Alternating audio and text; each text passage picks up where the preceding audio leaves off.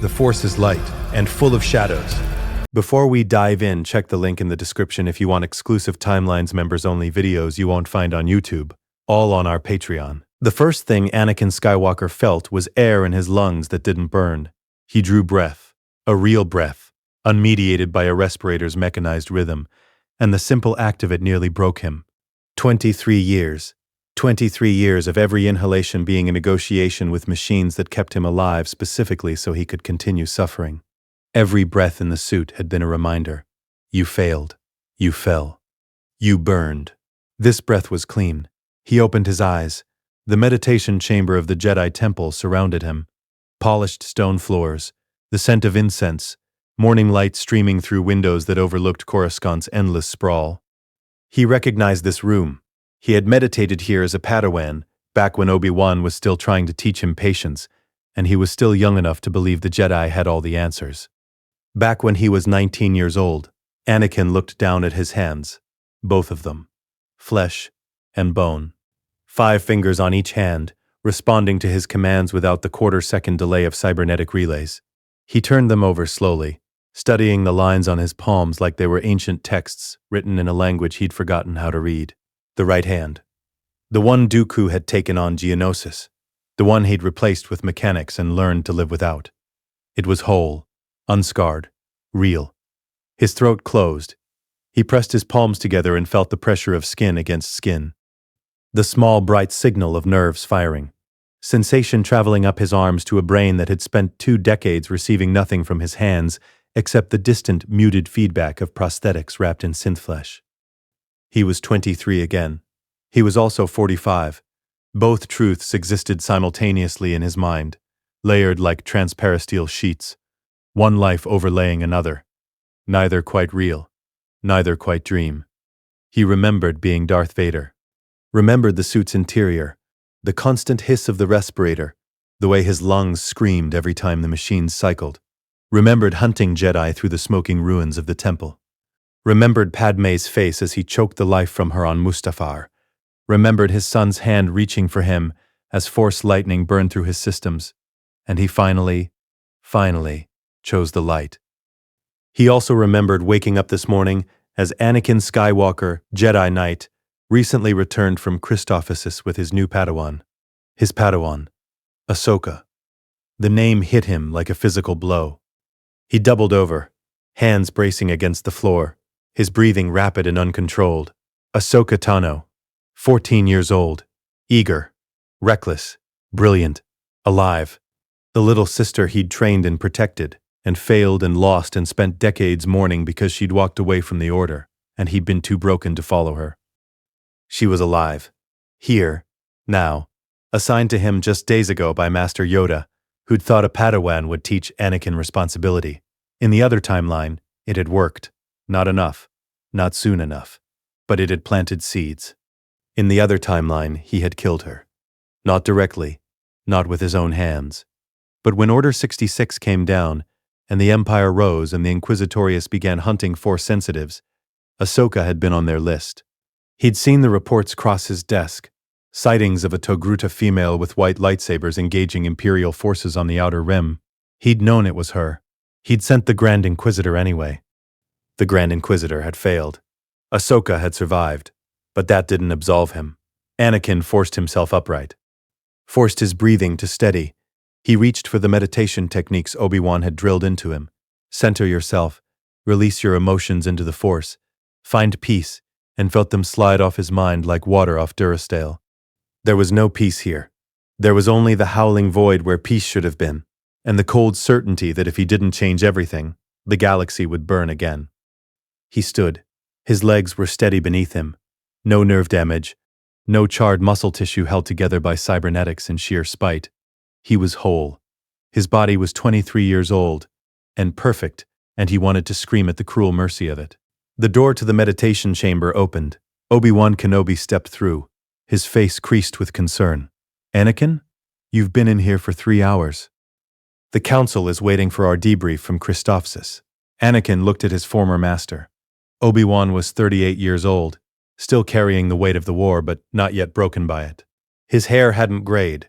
His face hadn't weathered into the haunted mask Anakin remembered from their confrontation on Mustafar. This was Obi-Wan before the fall, still believing the Republic could be saved, still trusting that Anakin Skywalker was the hero the galaxy needed. Anakin's throat tightened. In the other timeline, he had left this man to die in the desert, had spent 2 decades hunting him, had crossed blades with him on a mining facility over Mapuzo, and felt nothing but rage at the Jedi who had failed him. He had been a fool. "Master," Anakin said. His voice came out rough. "I need to ask you something." "Of course.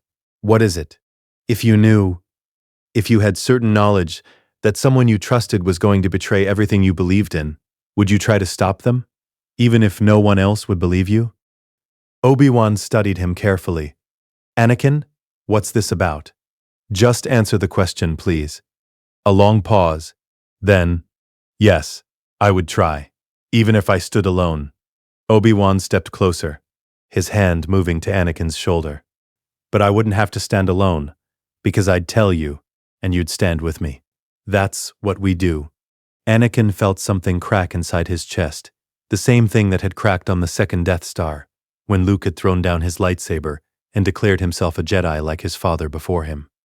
The same fissure that had let the light back in after 23 years of darkness. "I'm going to hold you to that," Anakin said quietly. "Have I ever let you down?" "Yes," Vader whispered in the back of his mind. "You left me burning. You abandoned me. But that hadn't happened yet, and it wouldn't. Not this time. No, Master. You haven't." They walked through the temple corridors together.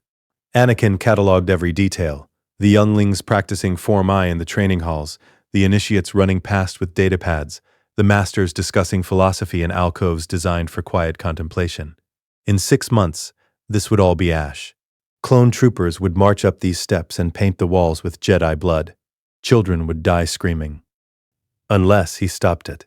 They reached the council chambers, the massive circular room with its 12 seats arrayed around the center, windows overlooking the Coruscant skyline. Yoda sat in his chair, ancient and patient. Mace Windu stood near the window, his expression unreadable. Plo Koon, Kit Fisto, Shak Ti, all the masters who would die when Order 66 came down. And in the center of the room, shifting her weight from foot to foot with barely contained energy, stood Ahsoka Tano. Anakin stopped breathing. She was so young, 14 years old, her montrals just beginning to develop, her face still carrying the roundness of childhood. She wore the Padawan learner uniform and looked simultaneously terrified and excited to be standing before the full council. When she saw Anakin, her face lit up. "Master, I was starting to think you'd forgotten about the debrief." The word "master" hit him like a thermal detonator. She'd called him that for years. Through battles and missions and quiet moments on the Resolute, when she'd asked him questions about the Force, and he'd done his best to answer despite not having all the answers himself. She'd called him master right up until the moment she walked away from the Order, and he'd failed to stop her, because he'd been too proud to admit the Jedi were wrong. In this moment, standing in the council chambers with the morning light streaming through the windows, she called him master and meant it with absolute trust. He was going to protect her, whatever it cost. "Never, Snips," he said. The nickname came automatically, except it shouldn't have, because she hadn't earned it yet in this timeline. They'd barely known each other for a week. The nickname was supposed to come later, after Christophsis, after she'd proven herself. Ahsoka blinked. "Snips, you're snippy. It fits." She grinned, and the expression was so open and unguarded that Anakin felt his chest constrict. This was Ahsoka before the war hardened her, before the council betrayed her, before she learned that the Jedi Order's justice was a lie. He was going to make sure she never learned those lessons. Mace Windu's voice cut through the moment. "Skywalker, your report on the Christophsis campaign." Anakin turned to face the council. He'd stood in this room 1,000 times, as a Padawan being lectured, as a knight receiving missions, as Darth Vader executing the survivors after Order 66. He knew every seat, every master's mannerisms, every political undercurrent that ran beneath the surface of Jedi neutrality. He gave his report, efficient, tactical, professional. The victory against the separatist forces, Ahsoka's performance in combat, the successful defense of the shield generator that had turned the tide. What he didn't say, I know Palpatine is Darth Sidious. I know about the inhibitor chips in the clones' brains. I know Order 66 is coming. I know the Republic is going to fall, and the Empire is going to rise, and you're all going to die unless I stop it. He didn't say those things because they'd think he was insane. They'd run psychological evaluations. They'd remove him from active duty. They'd take Ahsoka away from him and assign her to a master who wasn't compromised. He couldn't allow that. Yoda studied him with those ancient eyes. Troubled, you seem. Young Skywalker. Sense something in the Force, do you? I sense that the war is going to get worse before it gets better. I sense that we're all in more danger than we realize. And I sense that the people we trust most might be the ones we should fear. The council shifted uncomfortably. Mace's hand moved closer to his lightsaber. Not threateningly, but instinctively. Cryptic words. Mace said, "Care to elaborate?" "Not yet. When I have proof, you'll be the first to know." She was watching him with concern now, sensing through their new training bond that something was wrong with her master. "Proof that the Sith never left," Anakin said quietly. "They just learned to hide." The council dismissed them. As they walked out, Ahsoka grabbed his sleeve. "Master? What was that about? You sounded like I know something they don't?" "Yeah." Anakin stopped in the corridor, looked down at his Padawan, his little sister, his responsibility, the girl he would die to protect. "I do know something they don't, Ahsoka, and I'm going to need you to trust me, even when I can't explain everything, even when it doesn't make sense. Can you do that?" She studied his face. Her Force sense reached out tentatively through their bond, and he let her feel the edges of his conviction. Not the darkness, not Vader, but the absolute certainty that he would keep her safe. "Yes, Master," she said. "I trust you." "Good. Because we have work to do." They walked out of the temple together into the Coruscant morning. Anakin looked up at the sky, at the traffic streams and the Senate building in the distance where Palpatine sat in his office, already orchestrating the fall of the Republic. The Emperor didn't know it yet, but his carefully laid plans had just encountered an impossible variable. Darth Vader had come back from the dead. And this time, he was choosing the light. The briefing room aboard the Resolute smelled like recycled air, and the particular tension that came from officers who knew they were being sent into a meat grinder and had stopped pretending otherwise. Anakin stood at the holographic display table, watching the tactical projection of Christophsis rotate slowly in blue light. Captain Rex stood to his right, helmet tucked under his arm, his face carrying the weathered expression of a soldier who'd seen too many battles in too few years. Ahsoka was on his left, studying the hologram with the intense focus of someone trying to prove they belonged. They didn't know this briefing had already happened. That in another timeline, Anakin had stood in this exact spot and received these exact orders and executed them with the reckless aggression that characterized his early war years. This time would be different. "The Separatist forces have fortified the southern district," Rex said, gesturing at the hologram. Red markers indicated droid positions, thousands of them, dug into defensive positions around the planetary shield generator, heavy artillery, deflector shields, automated defense turrets. "Standard assault tactics will result in 70% casualties before we even reach the perimeter." "Then we don't use standard tactics," Anakin said. Rex looked at him. "Sir, the mission parameters are clear. We need to take that shield generator before the fleet can provide orbital support. Without air cover, I know what the parameters say, Rex. I'm telling you we're not going to feed your men into a kill zone because some admiral decided acceptable losses were acceptable." The captain's expression shifted. Surprise. Quickly masked. Rex had served under Anakin long enough to expect tactical brilliance mixed with suicidal bravado. What he wasn't expecting was his general treating clone lives like they mattered more than the objective. In the original timeline, Anakin had cared about his men, but he'd still sent them into situations where they died in numbers that haunted him later. The 501st had taken 38% casualties on Christophsis, acceptable by military standards, unacceptable by the standards of a man who'd spent 23 years remembering their names. Ahsoka leaned forward. "Master, if we can't assault directly, what's the alternative? We go through the old mining tunnels. Here." Anakin manipulated the hologram, pulling up subsurface scans. A network of abandoned tunnels ran beneath the city.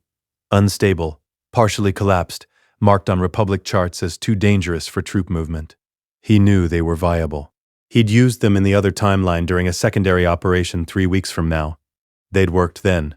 They'd work now. Rex studied the routes. General, those tunnels haven't been surveyed. Cave-ins, toxic gas pockets, unmapped hazards. We'd be walking blind. I'll lead the advance team. The Force will guide us through. Sir, that's an order, Captain. Rex's jaw tightened, but he nodded. Yes, sir. Ahsoka was looking at Anakin with an expression he remembered from a dozen campaigns in the other timeline, concern mixed with excitement, worry tempered by absolute faith that her master knew what he was doing. He hoped he still deserved that faith. The tunnels were worse than he remembered. Anakin led the column through darkness broken only by glow rods and helmet lamps, the 501st moving in tight formation behind him. The air was thick with mineral dust that coated lungs and made breathing feel like work. Support beams creaked ominously. Water dripped from cracks in the ceiling, each drop echoing in the confined space. Ahsoka walked beside him, her hand near her lightsaber. Master, I'm sensing something ahead. The Force feels wrong. I know. Stay close. They rounded a corner and found the bodies. 12 clone troopers, their armor scorched and broken, scattered across the tunnel floor in positions that suggested they'd died fighting something that had come at them from multiple directions, simultaneously. The bodies had been here for weeks, flesh decomposed, armor corroded by moisture and time. Rex knelt beside one of the fallen. These are Auric Company markings. They were declared MIA 6 weeks ago during the initial assault. Ahsoka's hand had moved fully to her lightsaber now. What killed them? Anakin reached into the Force, reading the echoes of violence that clung to this place like residue. Blaster fire. Screaming. The specific terror of men who realized too late that they'd walked into a trap. Droidekas, he said. 4 of them. Deployed from a hidden cache.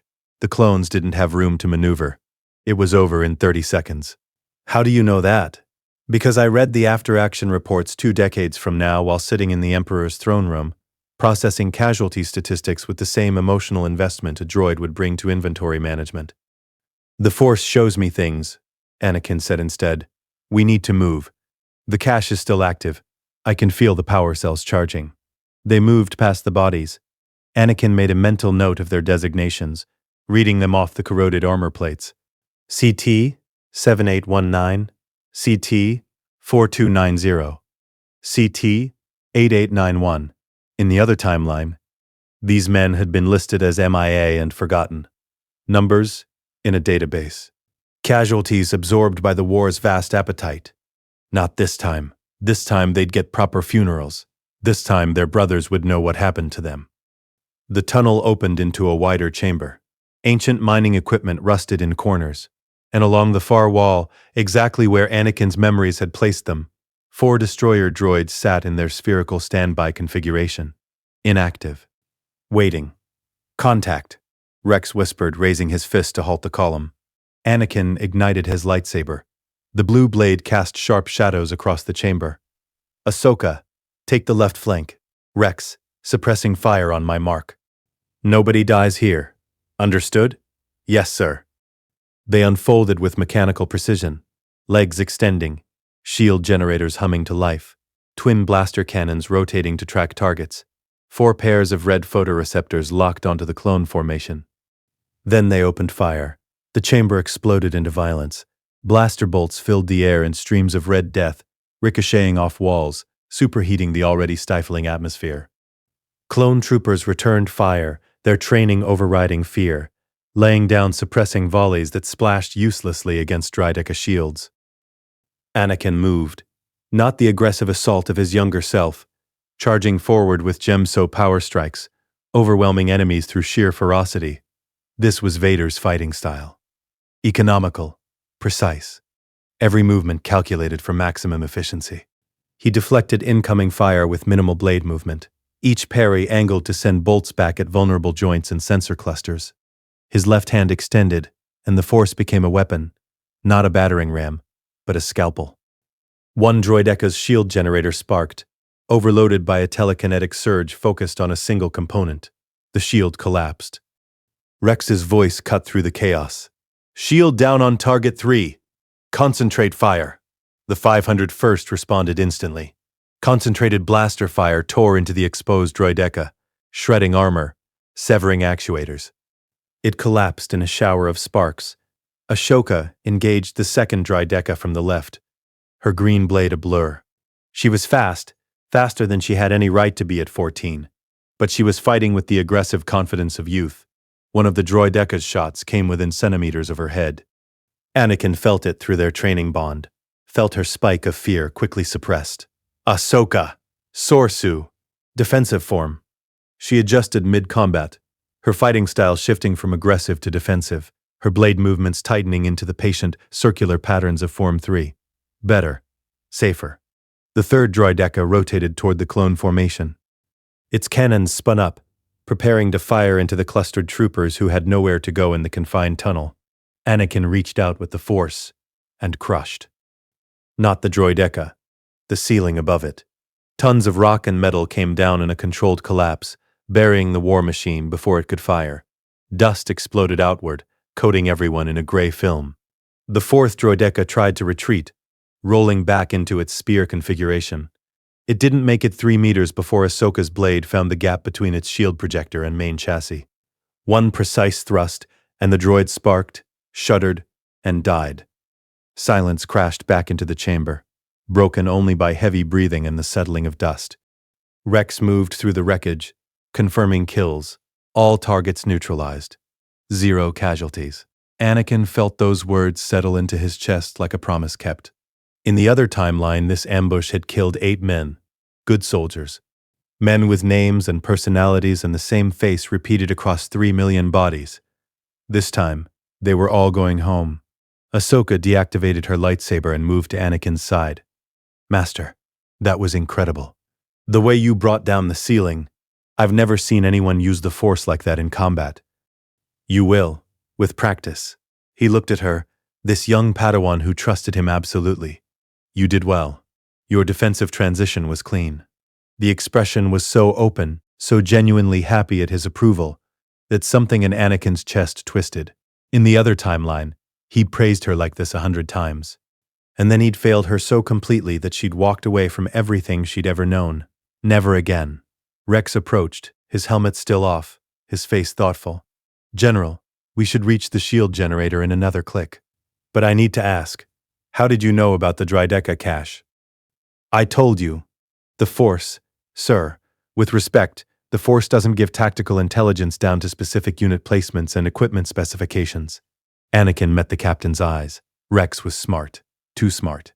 The question wasn't challenging. It was genuine curiosity from a soldier who'd just watched his general fight with a precision that seemed impossible. The Force shows me things, Rex. Possibilities. Futures that might be. I saw this ambush. I saw how it could end. I chose a different path. Rex absorbed this. Then, slowly, he nodded. Understood, sir. Whatever the source of your intelligence, it just saved my men's lives. I won't question it. Good. Because we're not done yet. They moved deeper into the tunnels. The path ahead was exactly as Anakin remembered. A right turn at the collapsed junction, through the narrow passage where troopers had to move single file, up through the service access shaft that opened behind the shield generator compound. When they emerged, the sun was setting over Christophsis. The crystal buildings caught the light and scattered it in prismatic arrays that turned the whole city into a kaleidoscope. Beautiful. Doomed. In 6 months, the Separatists would return and glass this entire district from orbit. Unless he changed that, too. The shield generator sat in the center of a fortified compound, massive, humming with energy, surrounded by battle droids in standard defensive formations. Hundreds of them. Thousands if you counted the reserves waiting in the hardened bunkers. Ahsoka stared at the defensive perimeter. Master, there's no way we can take that with one company. Even with the element of surprise. We're not taking it. Then what are we doing here? Anakin smiled. It felt strange on his face. Vader rarely smiled. We're going to make them think we're taking it. Rex, signal the fleet. Tell them the shield generator is about to experience a catastrophic malfunction. They'll want to be in position when it goes down. Sir, what malfunction? Anakin reached into the Force, found the generator's power core, a massive reactor running at 93% capacity. feeding energy into the planetary shield. Stable, regulated, designed with multiple failsafes to prevent overload. He began overriding the failsafes. It was delicate work, not the brute force applications Vader had favored, throwing star destroyers into planets, crushing windpipes from across the room, but the kind of precise force manipulation that required absolute control. He found each failsafe, traced the energy flow, and applied pressure to the exact points where the system's self-regulation would collapse. Sweat beaded on his forehead. Ahsoka's hand found his shoulder, steadying him, her own force presence joining his through their bond, supporting, not understanding what he was doing, but trusting him anyway. The generator's hum changed pitch. Alarms began blaring in the compound. Battle droids shifted from defensive postures to emergency protocols, some moving toward the generator to assess the malfunction, others holding position because their programming said maintain defensive perimeter. The hum became a whine. The whine became a scream. Fall back. Anakin shouted. Everybody into the tunnels. Now. The 501st didn't hesitate. They moved with the practiced efficiency of men who trusted their general's tactical instincts, even when those instincts seemed insane. The shield generator exploded. Not a catastrophic detonation. Anakin had been careful about that, shaping the overload to vent most of its energy upward and outward rather than creating a crater that would collapse the tunnels. But it was spectacular. A column of energy punched into the sky, tearing through the planetary shield, creating a gap that would take hours to close. Overhead, Republic cruisers dropped out of their holding pattern and began orbital bombardment. The Separatist forces in the Southern District died without ever seeing their attackers. Precision strikes from above, coordinated by Rex's positioning data, eliminating the droid armies that would have killed dozens of clone troopers in conventional assault. The battle was over in 16 minutes. 0 Republic casualties. Aboard the Resolute, Admiral Yularen reviewed the after-action reports with an expression of profound confusion. General Skywalker, your report indicates you infiltrated enemy territory, destroyed a hardened defensive position, and eliminated an entire droid army without losing a single trooper. That's correct, Admiral. How? Anakin looked at the man who, in another timeline, would serve the Empire faithfully until his death aboard the first Death Star. Good man. Loyal. Blind to the fact that he was serving evil. Superior tactics, better intelligence, and the willingness to treat my men's lives as if they mattered. Yularen studied him. General, the Jedi Council has noted that your recent tactical approach has been unconventional, more cautious. Some might say overly protective of clone assets. Some might say that. I'd say I'm learning from past mistakes. You're 23 years old. What past mistakes could you possibly... The ones I'm not going to make, Anakin interrupted. Admiral, with respect, this conversation is over. If the Council has concerns about my methods, they can address them directly. He turned and walked out, leaving Yularen staring after him. In the corridor, Ahsoka fell into step beside him. Master, what was that about? The Admiral seemed confused. He's expecting me to be someone I'm not anymore, Snips. Who were you? Anakin looked down at his Padawan, at her open, trusting face, at the future he'd already watched her survive, and the darkness she'd already overcome in a timeline that would never happen. Someone who got a lot of good people killed because I thought victory mattered more than the soldiers who won it. And now? Now I know better. They walked through the ship together. Behind them, the 501st was celebrating. Alive, victorious, bonded by the shared experience of a battle where their general had treated them like people instead of ammunition. And in the Force, Anakin felt the timeline shifting, diverging. The future he remembered was already fading, replaced by something new, something that might be better. If he didn't fail again, the observation deck of the Resolute was empty at 030 hours, which was exactly why Anakin came here when sleep refused to arrive.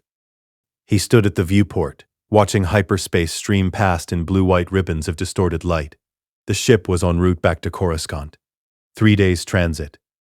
3 days where he didn't have to make immediate tactical decisions, or explain to superior officers why his fighting style had changed, or pretend that he was still the impulsive young Jedi Knight everyone expected him to be.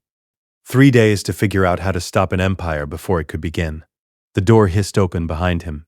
He didn't turn. He'd felt her approach through their training bond. Confusion, concerned determination to understand what was wrong with her master. Ashoka moved to stand beside him at the viewport. She was wearing her sleep clothes, her montrals covered by a soft wrap. 14 years old and already carrying the weight of a war she didn't start, fighting for a republic that would betray her. Not this time. Couldn't sleep either? She asked. Sleep and I have a complicated relationship. Want to talk about it? Anakin looked at her. In the other timeline, he'd kept her at arm's length emotionally for the first few months of their partnership.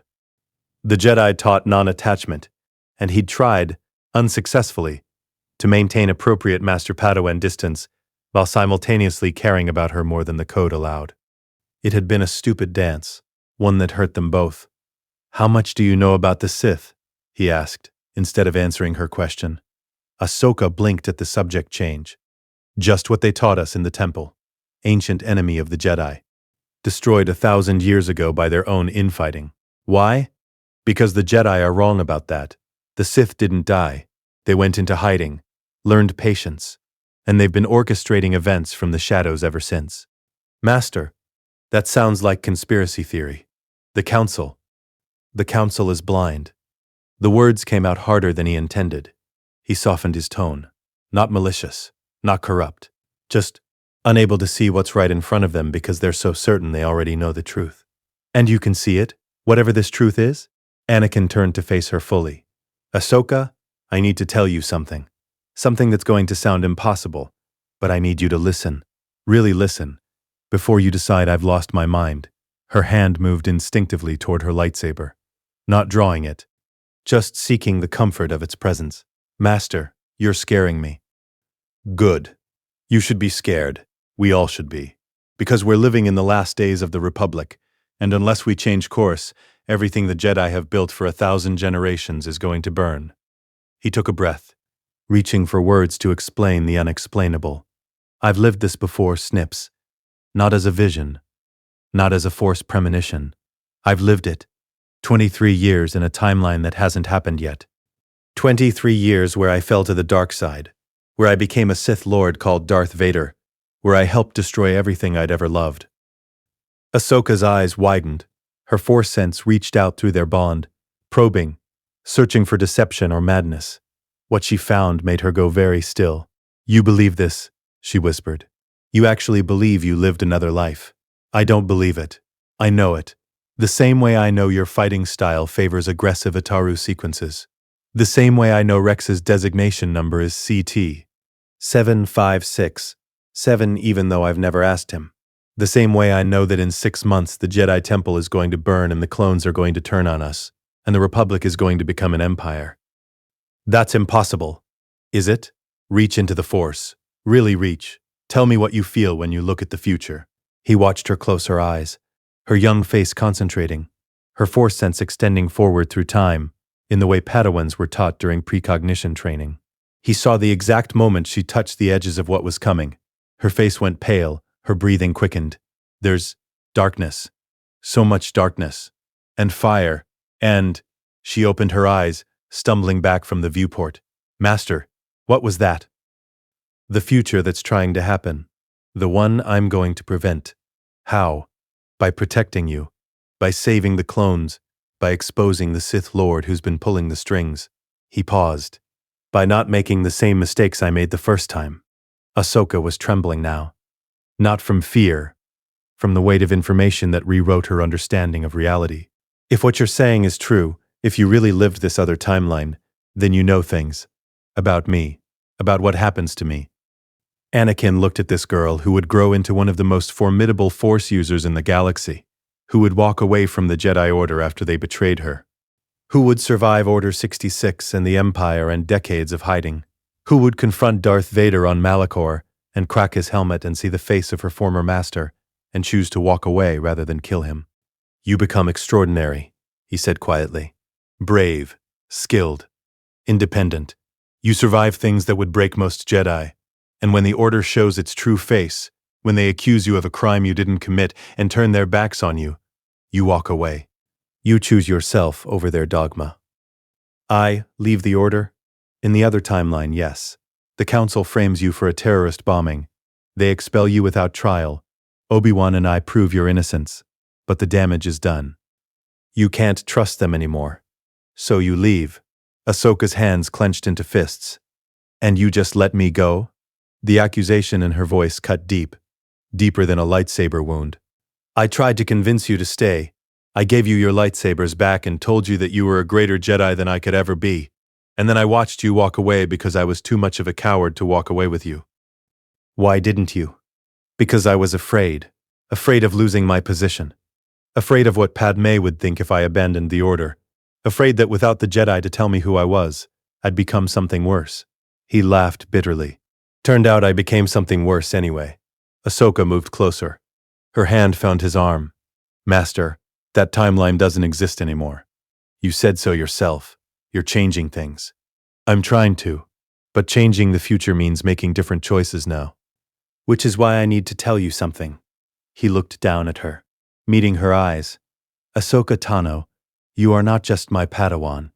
You're my little sister, my family. And I will never, never let you face the darkness alone. When the Council betrays you, I'll stand with you. When the galaxy tries to break you, I'll be your shield. When you're ready to walk away from everything, I'll walk away too if that's what you need. Tears were streaming down her face now. Master, no. Listen. In the other timeline, I failed you because I chose the Order's approval over your trust. I chose to be a Jedi instead of being your family. I won't make that mistake again. What are you saying? I'm saying that if you're not safe with the Jedi, then the Jedi don't deserve you. I'm saying that I will burn down the Order myself before I let them hurt you. I'm saying that you are my priority, Ahsoka. Not the Council, not the war. You. She threw her arms around him, 14 years old, small and fierce, clinging to him like he was the only solid thing in a universe that had suddenly become incomprehensible. He held her. Let her cry. Let the Force flow between them through their bond, carrying his absolute conviction. I will protect you. I will not fail you. Not again. When she finally pulled back, her eyes were red but her voice was steady. If what you're saying is true, if there really is a Sith Lord orchestrating everything, then we need to stop them. We will. How? You said the Council won't believe us. They won't. Not without proof, but I know who the Sith Lord is. I know where he operates. And I know his weakness. Who is it? Anakin paused. Once he said the name, there was no going back. No pretending he was just a traumatized Jedi with prophetic visions. This was the point where he committed to treason against the Republic's highest office. Supreme Chancellor Palpatine, he said. Darth Sidious. He's been grooming me since I was 9 years old, positioning me to become his Sith apprentice. In the other timeline, I fell for it. This time, I'm going to kill him. Ahsoka absorbed this. To her credit, she didn't immediately dismiss it as insanity, she thought. Processed. Reached into the Force for confirmation. The Chancellor, she said slowly. I've only met him once.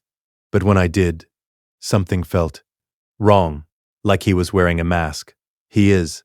The warmth, the grandfatherly concern, the political genius. All of it is performance. Underneath is something cold and hungry and absolutely merciless. If we go to the Council, Palpatine has spent decades building relationships with every master on the Council. He's the Republic's longest-serving chancellor, a respected statesman, a war leader. They'll think we're the ones who fall into darkness, not him. Then what do we do? Anakin smiled. It was Vader's smile. Cold, calculating, carrying the weight of decades of tactical experience. We do what the Sith don't expect. We don't play their game. We build our own power base. We protect the people who matter. And when the time comes, we strike first. That sounds like a Sith plan. Maybe. Or maybe it's just what happens when a Jedi stops being naive about how power actually works. Ahsoka was quiet for a moment. Then, Master, there's something else you're not telling me. About this other timeline. About what you became. He'd been waiting for this. The question he dreaded most. What do you want to know? Did you kill Jedi? In this other life? Yes. How many? Hundreds. Maybe thousands if you count the ones I hunted over 23 years. He forced himself to hold her gaze. I walked into the temple with the 501st behind me, and I slaughtered everyone inside. Masters, knights, Padawans, children. I killed them all because Palpatine told me it was the only way to save Padme. Padme? Ahsoka's eyes widened. Senator Amidala. Master, what does she? She's my wife. We've been married in secret for 3 years. The Council doesn't know. The Senate doesn't know. But Palpatine knows. He's always known, and he used that knowledge to manipulate me into becoming his weapon. Ahsoka stepped back, processing, recalibrating everything she thought she knew about her master. You're married to a senator, which violates the code. Yes, and in the other timeline? She died. I killed her. On Mustafar. I thought she'd betrayed me, thought she'd brought Obi-Wan to kill me, and I used the Force to choke the life out of her. She died in childbirth shortly after, naming our children with her last breath. Children, Ahsoka repeated numbly. Twins, Luke and Leia. I never knew about them until Luke found me 20 years later and tried to redeem me. He succeeded. In my last moments I chose the light. I killed Palpatine and died as Anakin Skywalker, instead of Darth Vader. The silence that followed was broken only by the background hum of the ship's engines. Finally, Ahsoka spoke. Master, that's the most insane thing I've ever heard. Secret marriages. Sith Lords in the Senate. Time travel. Killing younglings. She paused.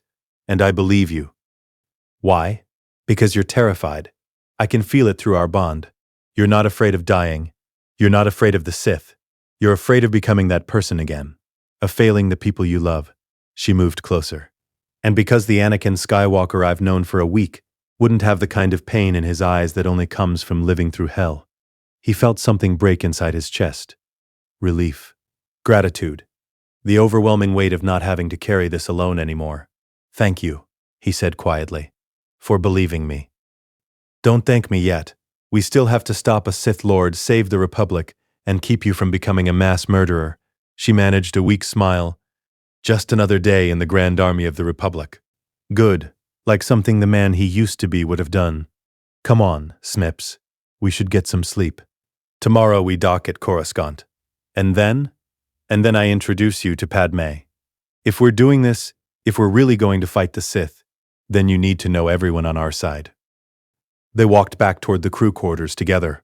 As they passed through the corridors, clone troopers on night watch saluted. Good men. Loyal men.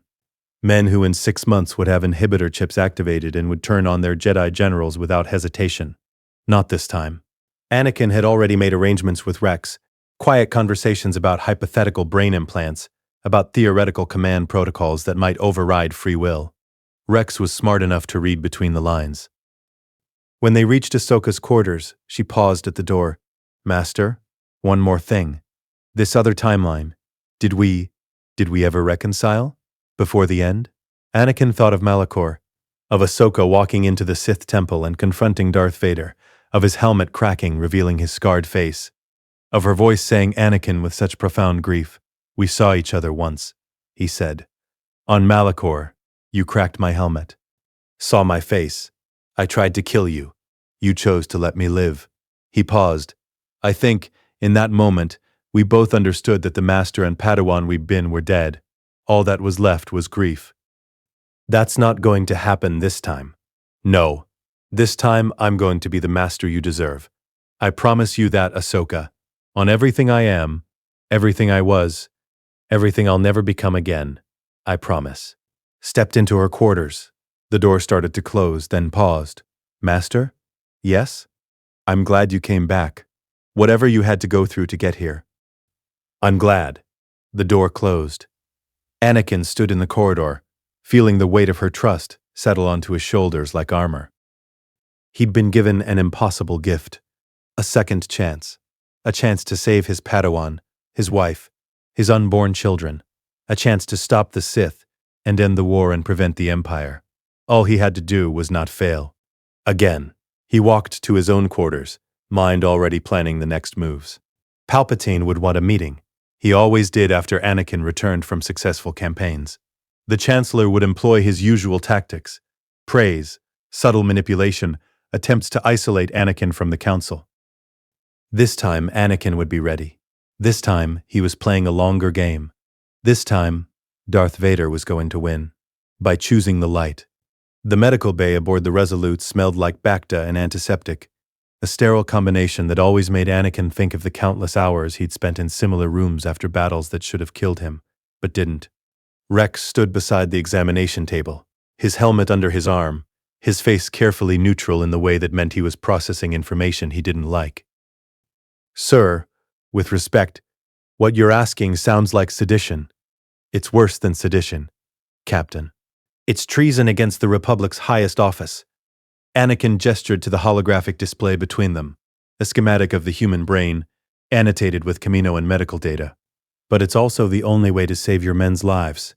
The schematic rotated slowly, highlighting a small organic structure embedded in the brain's frontal lobe. The inhibitor chip, officially listed in clone medical files as a behavioral modification biochip designed to ensure clone loyalty and reduce aggressive tendencies. Actually designed to turn 3 million men into weapons that could be activated with a single code phrase. Rex studied the image. These chips were installed during our development on Camino. Standard procedure. Every clone has one. Every clone is a slave.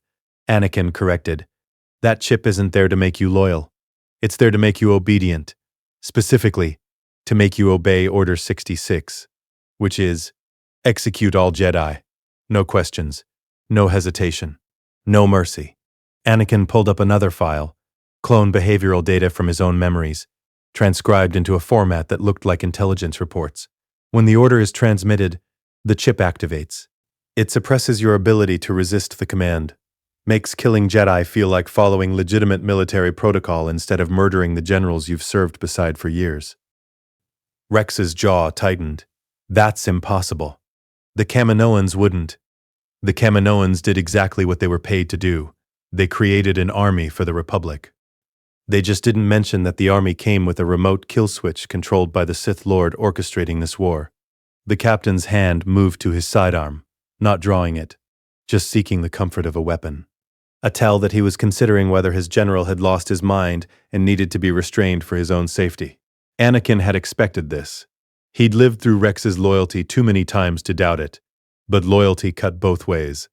Rex was loyal to the Republic, to the mission, to his brothers. Asking him to believe that all three had been compromised required proof. I know how this sounds, Anakin said quietly. Conspiracy theory, paranoia, the ramblings of a Jedi who's cracked under wartime stress. But I need you to trust me, Rex. The same way I trusted you on Christophsis when you said the tunnels were too dangerous, and I said we were going anyway. You were right about that, sir. I'm right about this too. Rex studied him. The captain's force presence was faint. All non-sensitives were, but Anakin had learned to read it anyway over years of serving together. Right now it carried confusion, suspicion, and beneath both, a threat of fear. How do you know about the chips? Rex asked finally. This information. It's not in any database I've accessed. Not even the classified ones. Because I've seen them activated. I've watched clone troopers turn on their Jedi commanders mid-battle and execute them without hesitation. I've seen the aftermath, good men standing over the bodies of generals they'd served with for years, confused about why they did it but unable to stop themselves. When? Where? Anakin made a decision. Rex deserved the truth. All of it. In a future that hasn't happened yet, a timeline where I failed to stop this, where Palpatine activated Order 66, and the clone army massacred the Jedi Order in a single coordinated strike. Where you, specifically you, Captain, were ordered to kill Ahsoka Tano on Mandalore, and you fought the chip so hard that you managed to warn her before it overwhelmed you. Rex went very still.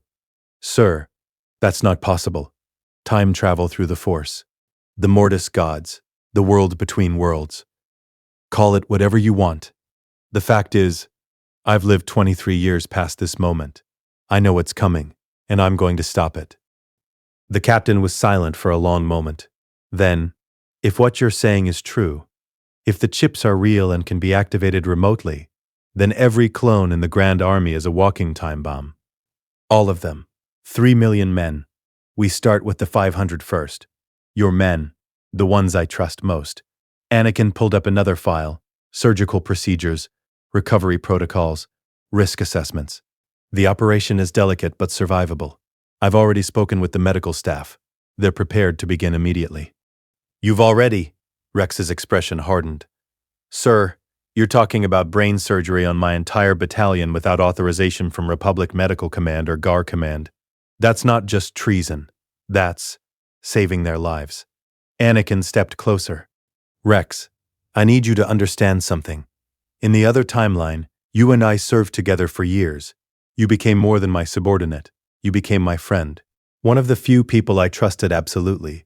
And when Order 66 came down, I had to watch you, or a version of you, try to kill Ahsoka because a chip in your brain overwrote 3 years of loyalty and friendship. I would never. You wouldn't choose to. That's the point. The chip removes choice. It makes you into exactly what the Kaminoans advertised. A perfectly obedient soldier. No independent thought. No moral resistance. Just programming. Rex's hands clenched into fists. Show me proof. Not schematics, not theories. Proof that these chips do what you say they do. Anakin had anticipated this too. He reached into his jacket and pulled out a small data chip. This contains medical scans from a clone designated CT. 5555. Fives, he discovered the conspiracy. Had his chip removed. Tried to warn everyone he was killed before anyone believed him. How do you have scans from a clone who discovered this in the future? Because I memorized them.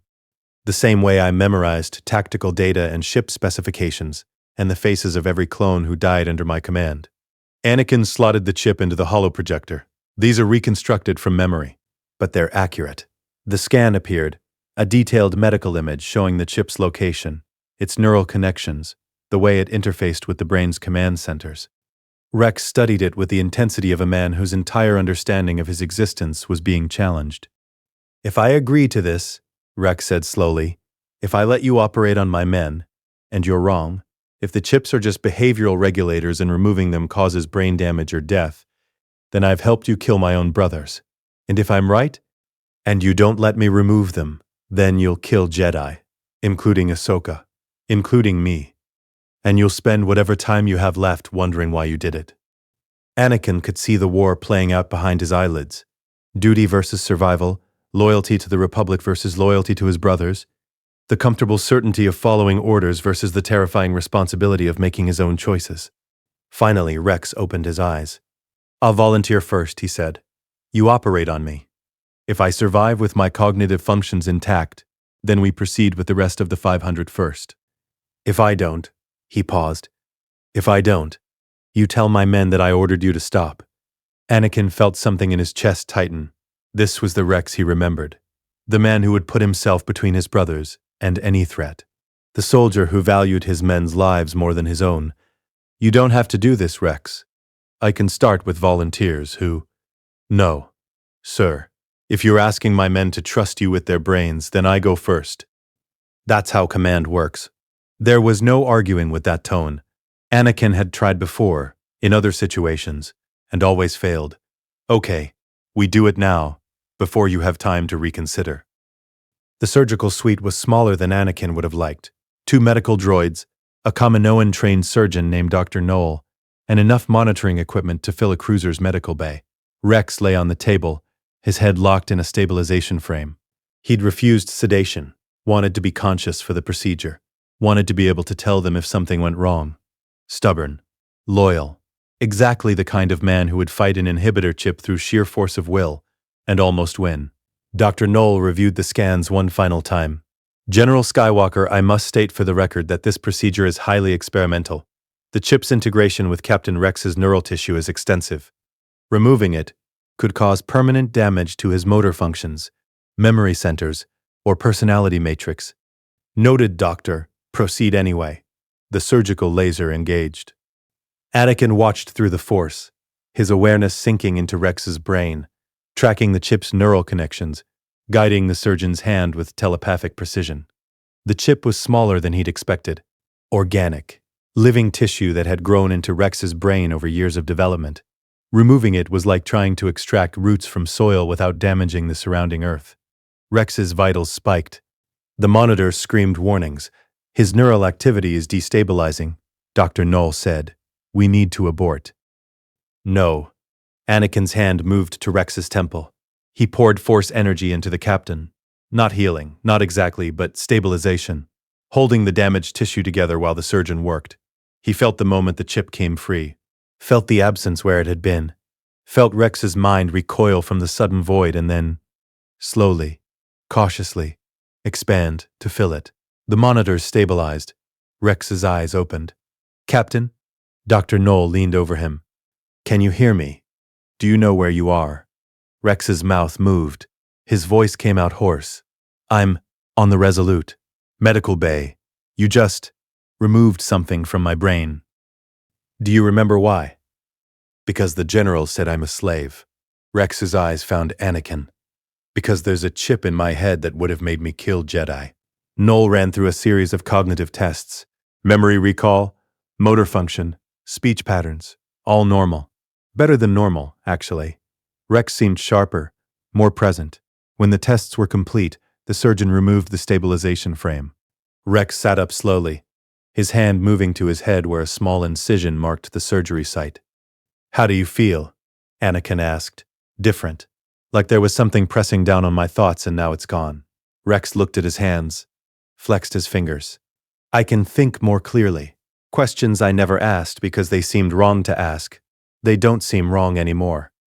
"What questions? Why do clones serve a republic that doesn't grant us citizenship? Why do we die for a government that considers us property? Why did the Kaminoans design us to be loyal instead of free?" He looked up at Anakin. "Those questions were always there, sir. But something in my head kept telling me they didn't matter. That my purpose was to serve, not to question." "The chip." "Yes, sir. The chip." Rex stood, steadied himself against the examination table. "We need to remove them from everyone. Every clone, not just the 501st. That's 3 million men, Captain. We don't have the resources or the time. Then we start with the men we can save and work our way up." Rex's expression hardened into something Anakin recognized. A soldier who'd just discovered the war he thought he was fighting was a lie, and was now looking for something real to fight for. "General, you said Palpatine controls the activation codes for Order 66? "Yes. Then he controls the entire Grand Army.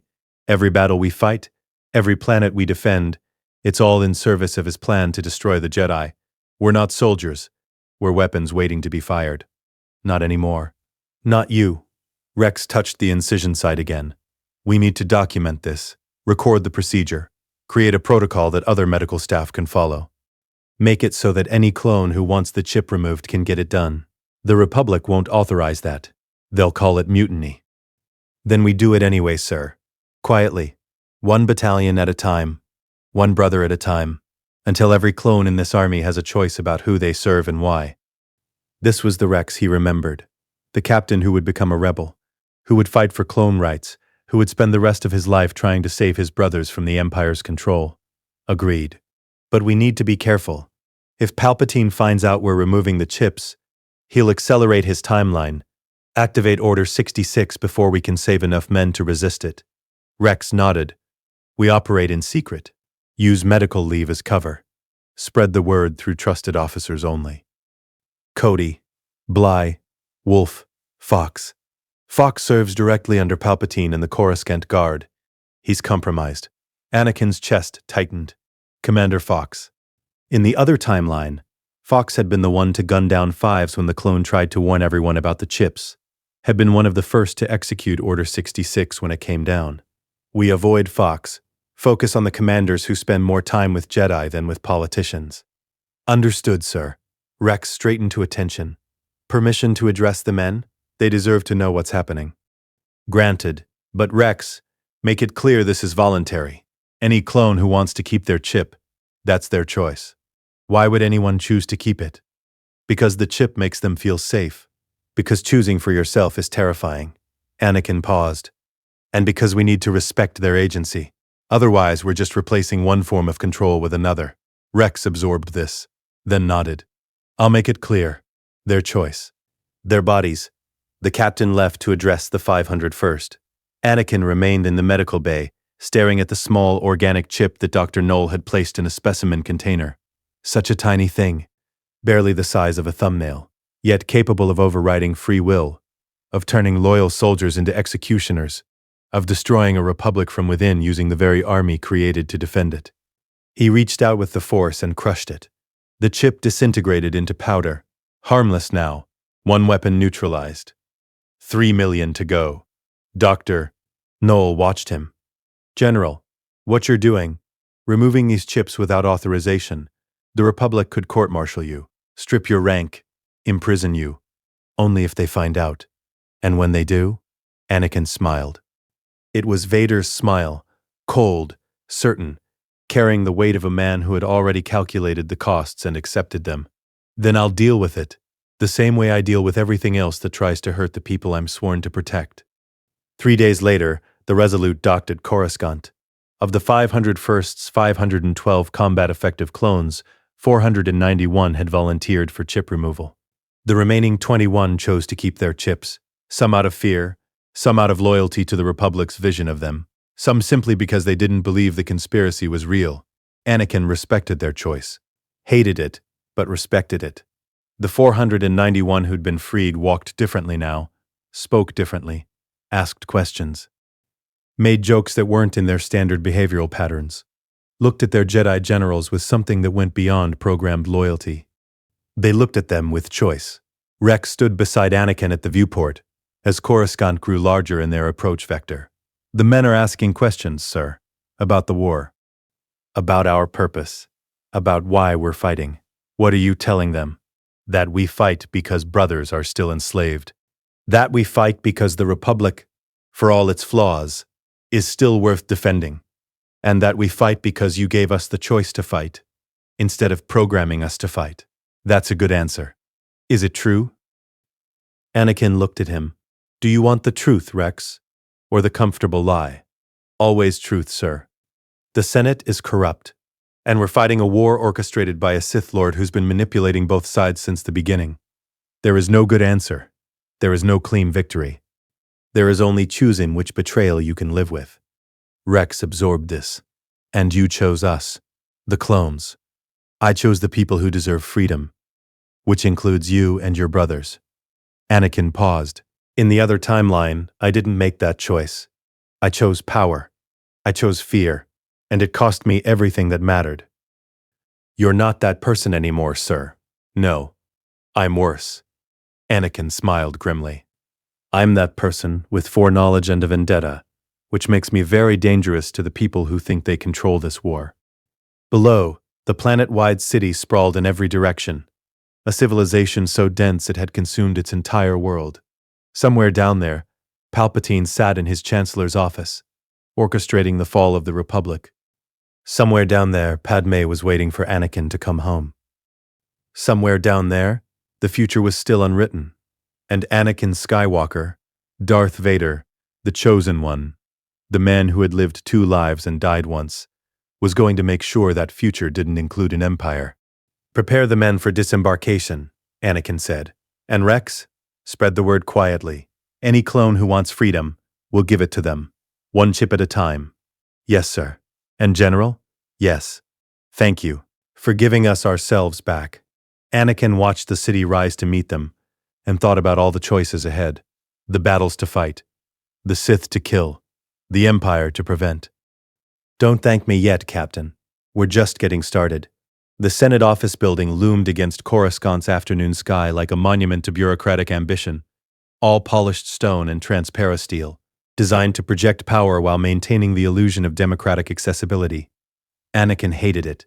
He'd spent too many hours in these corridors during his previous life, walking beside Palpatine through marble halls while the Emperor explained which planetary systems needed to be made examples of, listening to senators grovel for imperial favor, watching the machinery of tyranny grind entire civilizations into compliance. This building didn't belong to the Empire yet, but it would, unless he stopped it.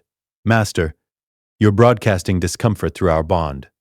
Ahsoka walked beside him, her young face carefully composed, despite the anxiety he could feel radiating from her.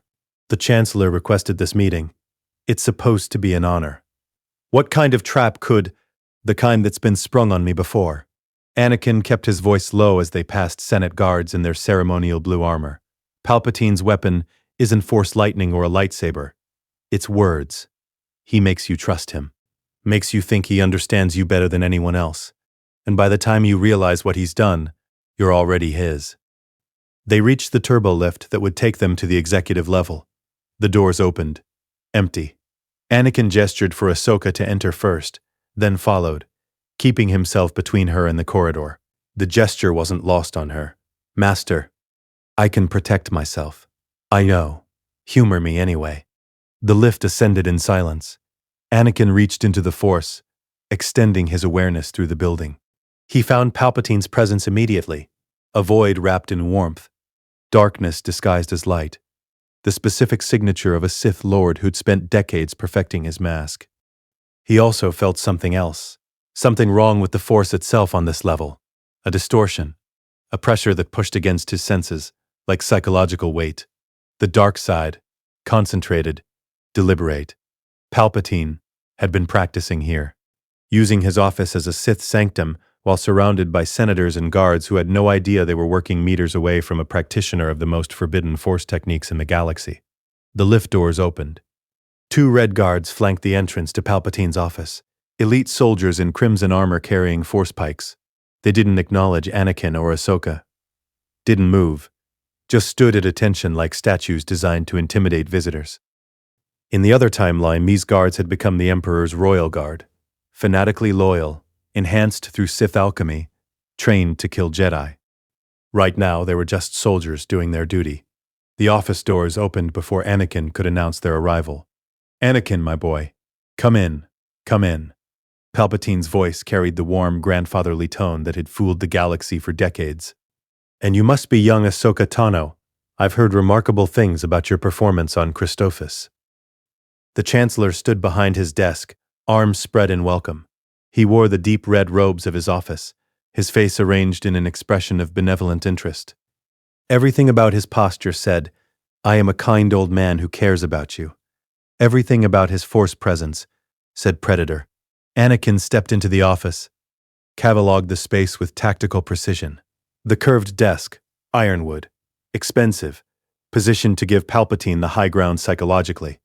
The statues of the 4 sages lining the walls, actually Sith artifacts, disguised as Republic historical pieces. The viewport overlooking the Senate Plaza, bulletproof transparasteel, designed to survive assassination attempts. He'd stood in this office hundreds of times, first as a naive Jedi Knight seeking guidance, then as Darth Vader receiving orders. Each visit had peeled away another layer of his humanity until nothing remained but obedience and rage. Not this time. "Chancellor." Anakin's voice was neutral. Professional.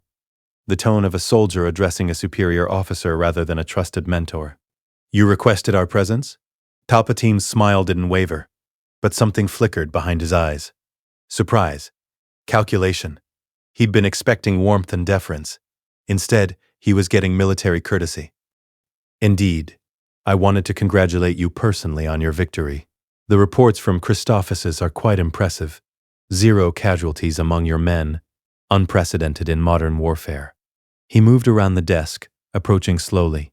"Though I must admit, I'm concerned about some of the methods described. Unauthorized tunnel infiltration, destruction of Republic infrastructure. These tactics are rather unconventional. Unconventional tactics save lives, Chancellor. My priority is bringing my men home alive." A noble sentiment, though some might argue that victory, true victory, requires accepting necessary sacrifices. There it was. The first move. Palpatine positioning himself as the voice of pragmatism, subtly suggesting that Anakin's compassion was weakness. In the other timeline, Anakin had absorbed this rhetoric like poison, letting it reshape his understanding of what it meant to lead. He'd learned better. "I disagree, sir. Necessary sacrifices are what commanders tell themselves when they've failed to find better solutions." Palpatine's expression remained pleasant, but the temperature in the room dropped several degrees. An interesting perspective. "Tell me, Anakin, where did you develop such strong opinions on military ethics?" "Experience. You're 23 years old. What experience could you possibly—" "Enough to know that some lessons are worth learning early." Anakin shifted his position slightly, placing himself between Palpatine and Ahsoka. The movement was subtle, deliberate. "Was there a specific reason you called us here, Chancellor, or did you just want to discuss tactical philosophy?" Palpatine studied him. really studied him, the way a scientist might examine an experiment that had produced unexpected results. Anakin felt the Sith Lord's force presence probe at his mental shields, gentle, almost imperceptible, testing for weaknesses. He'd learned those mental shields from Palpatine. 23 years of serving the Emperor had taught him exactly how a Sith Lord thought, exactly what techniques they used to manipulate and control. He slammed his shields down with enough force to make the probe recoil. Palpatine's pleasant expression fractured for just a moment. His eyes widened fractionally. Then the mask reasserted itself, smooth and grandfatherly. "Forgive me. I meant no intrusion. I was simply concerned. You seem different, Anakin. Changed. As if you've lived more than the years you've been given. People change, Chancellor. War does that." "Indeed it does." Palpatine's attention shifted to Ahsoka. "And you, my dear. How are you finding your apprenticeship under Master Skywalker? I hope he's not working you too hard." Ahsoka opened her mouth to respond. Anakin spoke first. "She's my Padawan, Chancellor. Her training is Jedi business." Of course. I simply take a personal interest in the well-being of all those who serve the Republic, particularly the young ones." Palpatine smiled at Ahsoka. "You know, my dear, if you ever need guidance that your master cannot provide, if you have questions about the war, about your place in it, you're always welcome to visit me. I've served as an informal advisor to many young Jedi over the years." He moved as if to place a hand on Ahsoka's shoulder. Anakin stepped between them. The movement was fluid, non-threatening to observers, but absolutely clear in its intent. "You will not touch her." Palpatine's hand stopped mid-reach. His smile tightened at the corners. "Protective of your Padawan, I see. She's my responsibility. Naturally, though excessive attachment can be. She's my responsibility," Anakin repeated. His voice carried an edge now. Not anger. Something colder. "I don't delegate her well-being to anyone. Not the Council, not other masters, and certainly not politicians, however well-intentioned." The silence that followed was broken only by the distant hum of Coruscant's traffic streams filtering through the viewport. Palpatine's expression had gone completely neutral. The grandfatherly warmth had evaporated, replaced by something harder to read. He was recalculating, adjusting his approach. "I see the war has made you cautious," he said finally. "An admirable quality in a commander. Though I hope you haven't become so suspicious that you see enemies where there are only friends. I've learned to distinguish between the two, sir." "Have you?" Palpatine moved back to his desk. Sat down. The power position, elevated, controlling the space. "Then tell me, Anakin, do you see me as friend or enemy?" The question was a trap. Answer friend, and Palpatine would use it to rebuild the relationship, to re-establish the intimacy that had been their dynamic for 13 years. Answer enemy, and he'd be forced to explain why, to reveal his hand too early. Anakin chose a third option. "I see you as the Supreme Chancellor of the Republic, a politician doing a necessary job during a difficult time. Nothing more, nothing less." "Nothing more?" Palpatine's voice carried genuine surprise now. "Anakin, we've known each other since you were 9 years old. I've advised you, mentored you, supported you when the Council doubted you, and you reduce our relationship to mere political convenience. You've been kind to me, Chancellor. I don't dispute that, but kindness and friendship aren't the same thing. One is a gift, the other is a relationship between equals." Anakin held his gaze. "We are not equals, sir. You're the head of the Republic. I'm a Jedi Knight. Confusing that dynamic would be inappropriate for both of us." Ashoka's confusion radiated through their bond. She didn't understand what was happening, couldn't see the chess game being played beneath the surface of this conversation. To her, this looked like her master being unnecessarily cold to a supportive political figure. She'd understand eventually, when Palpatine showed his true face. The Chancellor was silent for a long moment. Then he stood. "You've changed, Anakin. Profoundly. I'm not certain I like what you've become." The words hung in the air like a thrown gauntlet. Palpatine's expression went completely blank. No warmth, no grandfatherly concern, just cold assessment. Then he smiled. But this smile was different. Sharper. "How interesting. Tell me, this change in your demeanor. Does it have anything to do with your recent assignment?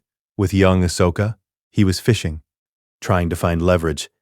"In the other timeline, Palpatine had used Ahsoka as a tool to manipulate Anakin, engineering her trial, her expulsion from the Order, using her pain to drive wedges between Anakin and the Council. Not this time. This time, Ahsoka was protected. "My Padawan has taught me the value of protecting what matters," Anakin said. "And what matters, Chancellor, isn't political power or military glory. It's the people we're responsible for, the ones who trust us to keep them safe." A beautiful sentiment, though I wonder if the Jedi Council shares your newly discovered philosophy. They've always been rather pragmatic about accepting losses in service of the greater good. Another probe, trying to reignite Anakin's resentment toward the Council, trying to position himself as the understanding alternative to the Jedi's coldness. It had worked before. It wouldn't work now. "The Council has its flaws," Anakin acknowledged, "but they're not my concern right now. I have a war to fight, and a Padawan to train. Everything else is secondary." "Everything? Even your concerns about—" He paused delicately. "Certain personal matters that conflict with Jedi teaching. Padme." He was talking about Padme. Anakin felt ice crystallize in his chest. Palpatine knew about the marriage. Had always known. In the other timeline, he'd used that knowledge as a scalpel, cutting away at Anakin's loyalty to the Jedi by emphasizing the hypocrisy of an order that forbade love while claiming to serve the light. "My personal life is exactly that, Chancellor. Personal. I'd appreciate it remaining that way. Of course. Though I hope you know that if you ever needed someone to confide in, someone outside the Order's rigid structure, I would never betray that confidence." The offer was poison wrapped in compassion. Palpatine positioning himself as the safe space for secrets, the understanding father figure who wouldn't judge. The trap had been set so many times that Anakin could feel its familiar contours. "I appreciate the offer, sir, but I'm not currently in need of a confidant." "No?" Palpatine leaned forward slightly. "Then you've resolved your concerns about the future? About the visions that trouble you? About the fears that wake you in the middle of the night?" Anakin went very still. That was specific. Too specific. Palpatine shouldn't know about nightmares unless he'd been deliberately probing Anakin's mind. Unless he'd been using the dark side to monitor his thoughts, waiting for the perfect moment to plant the seeds of Padme's death visions. He'd already started. The groundwork was already being laid. Anakin let his mental shields drop. Just for a moment. Just long enough to project a single thought toward the Sith Lord with absolute clarity. "I know what you are." Palpatine recoiled. Actually physically recoiled, his chair scraping backward, his pleasant mask shattered completely, replaced by something cold and ancient and furious. For 3 seconds, Darth Sidious looked out through Supreme Chancellor Palpatine's eyes. Then the mask reasserted itself. The transformation was so smooth that anyone who hadn't been watching for it would have missed it entirely. "I think this meeting is concluded," Palpatine said. His voice was still warm, still grandfatherly, but there was permafrost underneath now. "Thank you for your time, General Skywalker. Padawan Tano, you may go." It was a dismissal. Absolute. Final. Anakin bowed. Shallow. Perfunctory. "Chancellor." He turned and walked toward the door, Ahsoka following. As they passed the threshold, Palpatine spoke one more time. "Anakin." He stopped. Didn't turn around. "Whatever you think you know, whatever you believe you've discovered, I would caution you against making accusations you cannot substantiate. The Republic is at war.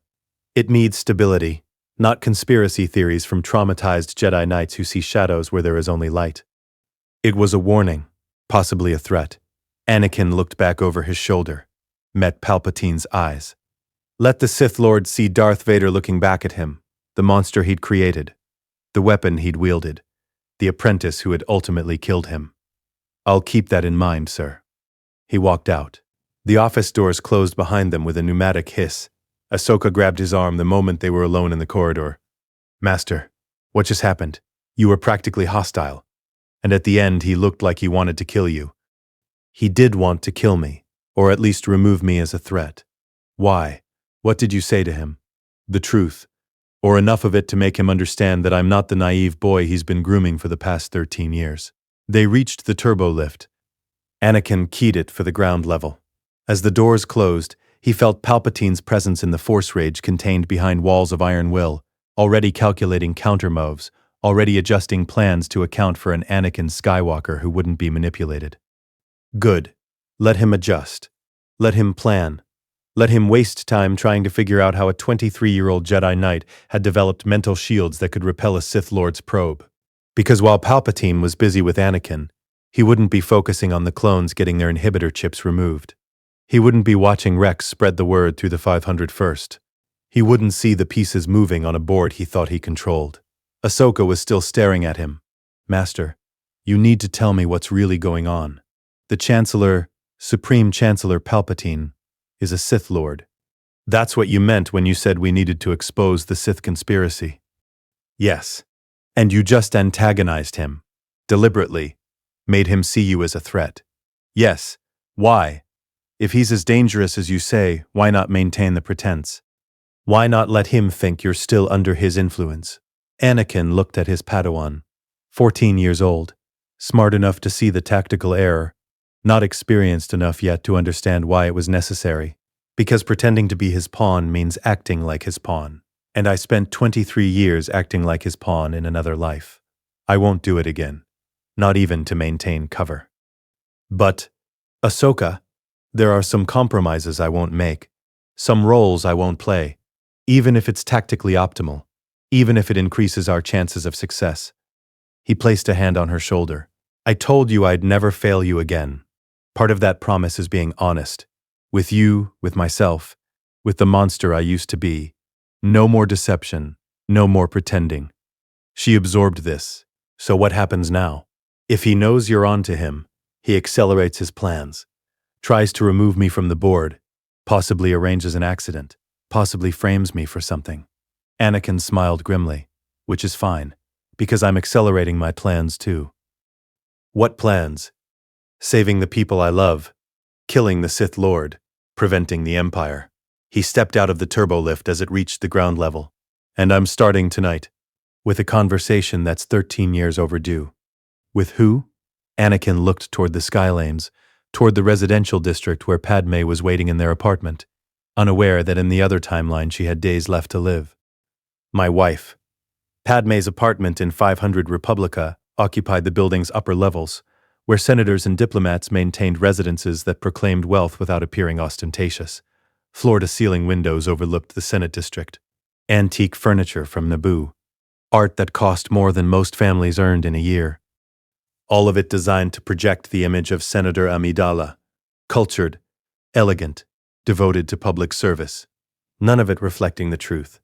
That this apartment was also home to her secret husband and the life they'd built in the shadows of the Republic's restrictive traditions. Anakin stood outside the door, his hand hovering over the entry panel. Ahsoka waited beside him, radiating confusion and barely suppressed questions through their bond. Master, are you sure about this? Bringing me to meet. She paused, clearly struggling with the words. To meet your wife? Your family, Snips. She needs to know you. You need to know her. What happens next affects all of us. The door slid open. Padme was sitting on the curved sofa, reviewing holographic documents that floated in the air before her. Legislative proposals, trade agreements, the endless bureaucratic machinery of a republic at war. She looked up as they entered, her face transforming from senatorial focus to genuine warmth. Then she saw Ahsoka, and confusion flickered across her features. Ani? I wasn't expecting. She stood, her diplomatic training smoothing over the surprise. You must be Padawan Tano. I've heard wonderful things about your service on Christophsis. Ahsoka glanced at Anakin. He nodded. Senator Amidala. Ahsoka bowed formally. It's an honor to meet you. Please, call me Padme. Any friend of Anakin's is. She stopped. Looked at Anakin with an expression that carried years of reading his moods through the smallest gestures. Something's wrong. What happened? We need to talk. All three of us. Anakin gestured to the seating area. And you should probably dismiss C-3PO and any other staff. This conversation needs to stay private. Padme's concern deepened, but she nodded. 3PO, please give us the room. And engage the privacy screens. The protocol droid emerged from the kitchen area, his golden plating catching the afternoon light. Of course, Mistress Padme. Though I must say it's highly irregular to... Now, 3PO. Yes, mistress. Right away. The droid retreated to his charging station, muttering about the incomprehensible nature of human privacy requirements. The privacy screens activated with a low hum. Technology designed to prevent surveillance, to create a bubble where conversations couldn't be recorded or intercepted. Padme had installed them shortly after their marriage, when the reality of maintaining a secret life had become clear. She sat on the sofa. Anakin settled beside her, close enough that their shoulders touched. The contact grounded him, reminded him that this was real. She was alive, whole, not the broken woman dying on Polis Massa while giving birth to children her husband would never know existed. Ahsoka remained standing, clearly uncomfortable with the intimacy she was witnessing. Padme, Anakin began, taking her hand. I told Ahsoka about us, about the marriage. She knows everything. Padme's eyes widened. Ani, the Jedi Code. If the Council finds out, they will find out, eventually. But that's not the most important thing right now. He squeezed her hand. I need to tell you something. Both of you. And you're going to think I've lost my mind, but I need you to listen. All the way through. Can you do that? Padme studied his face. Whatever she saw there made her go very still. Yes. Tell me. So he did. He told them about waking up with memories of 2 lives, about Darth Vader and the suit, and 23 years of serving the Empire. About Mustafar, about choking Padme while she begged him to come back to her, about the twins she'd died giving birth to, about Luke and Leia growing up separately, never knowing each other existed until they were adults fighting a rebellion. He told them about the Death Star, about Alderaan's destruction, about hunting Jedi through the ruins of the Order, about Cloud City and the moment he'd told Luke, I am your father, and watched his son choose to fall rather than join him. He told them about the Emperor's throne room, about Force lightning burning through his systems, about the choice he'd made, finally, 23 years too late, to save his son instead of serving his master. He told them about dying in Luke's arms, redeemed but not absolved. When he finished, silence filled the apartment. Padme was crying, silent tears streaming down her face, her hand still gripped in Anakin's, her other hand pressed against her stomach as if protecting something that wasn't there yet, but would be. Ahsoka had sat down at some point during the story. Her face was pale, her montrals rigid with shock. The twins, Padme whispered finally. Luke and Leia. You're saying we have children in this other timeline? That I died giving birth to them? Yes. How did I die? You said medical droids delivered them successfully. So what killed me? Anakin closed his eyes. This was the part he'd been dreading. Broken heart. The medical droid said you lost the will to live, that you'd given up. Why would I give up if I'd just given birth to healthy children? Because I'd choked you. Attacked you on Mustafar when you came to beg me to stop. You went into labor shortly after, and the damage I'd done, physically, emotionally, it was too much. You named the children, and then you died. Padme pulled her hand free, stood, walked to the window overlooking Coruscant's endless sprawl. Her shoulders were shaking. Anakin didn't follow. She needed space to process, needed to reconcile the man she'd married with the monster he was describing. You killed younglings, Padme said without turning around. Her voice was steady despite the tears. Children in the temple. You walked in with clone troopers and you murdered them. Yes. Why? Because Palpatine told me it was the only way to save you. He'd shown me visions. You dying in childbirth. He said the Jedi were planning a coup, that they'd try to kill you to control me. He said if I helped him destroy them, he'd teach me the power to prevent death. I believed him. And after I died anyway? After you realized he'd lied? By then it was too late. My body was destroyed. I was locked in the suit. The only thing keeping me alive was the dark side and my hatred of everything I'd lost. Anakin's voice was flat, empty. I spent 23 years as Palpatine's weapon, because I didn't know how to be anything else. Because being Vader was easier than remembering Anakin. Padme turned. Her eyes were red, but her expression was composed in the way it got when she was processing political betrayals or diplomatic failures. The mask of Senator Amidala settling over the woman who loved him. This Sith Lord. Palpatine. You said he's been grooming you since you were 9 years old. Yes. Since Naboo. He identified me as the chosen one and decided to corrupt the prophecy for his own purposes. And today you confronted him, made him see you as a threat. Yes. Which means he'll try to remove you, or turn you another way.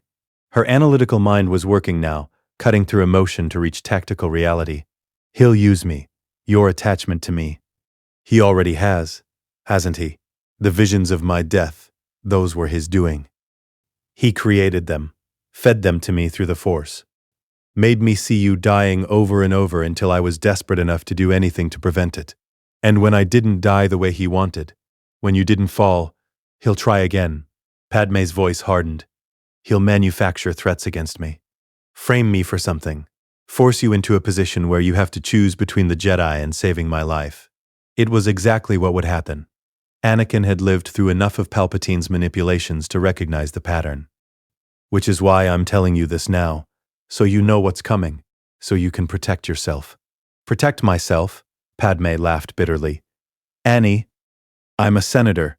My life is public record. I attend sessions in a building Palpatine controls. I give speeches that he can manipulate. I have security he can compromise. If he wants to use me against you, there's very little I can do to stop him. Then you leave, go back to Naboo, resign your seat, get as far from Coruscant as possible, and abandon the Republic in its moment of greatest need? Abandon the Senate to Palpatine's influence? She shook her head. No, I won't run. Padme. I said no, Anakin. Her voice carried the steel that had allowed her to become Queen of Naboo at 14. I believe you, everything you've told me, the other timeline, the Empire, our children. I believe it. But I won't become a passive victim waiting to be saved. If Palpatine is a Sith Lord manipulating the Republic, then someone needs to fight him politically. And that's what I do. This was the woman he'd fallen in love with. Brilliant, stubborn, absolutely unwilling to back down from a fight. It was also the woman who would die because that stubbornness kept her on Coruscant, when she should have fled. At least let me assign guards, Rex and some of the 500 first. Men I trust absolutely. Clone troopers assigned to protect a senator would draw attention. Questions. I don't care.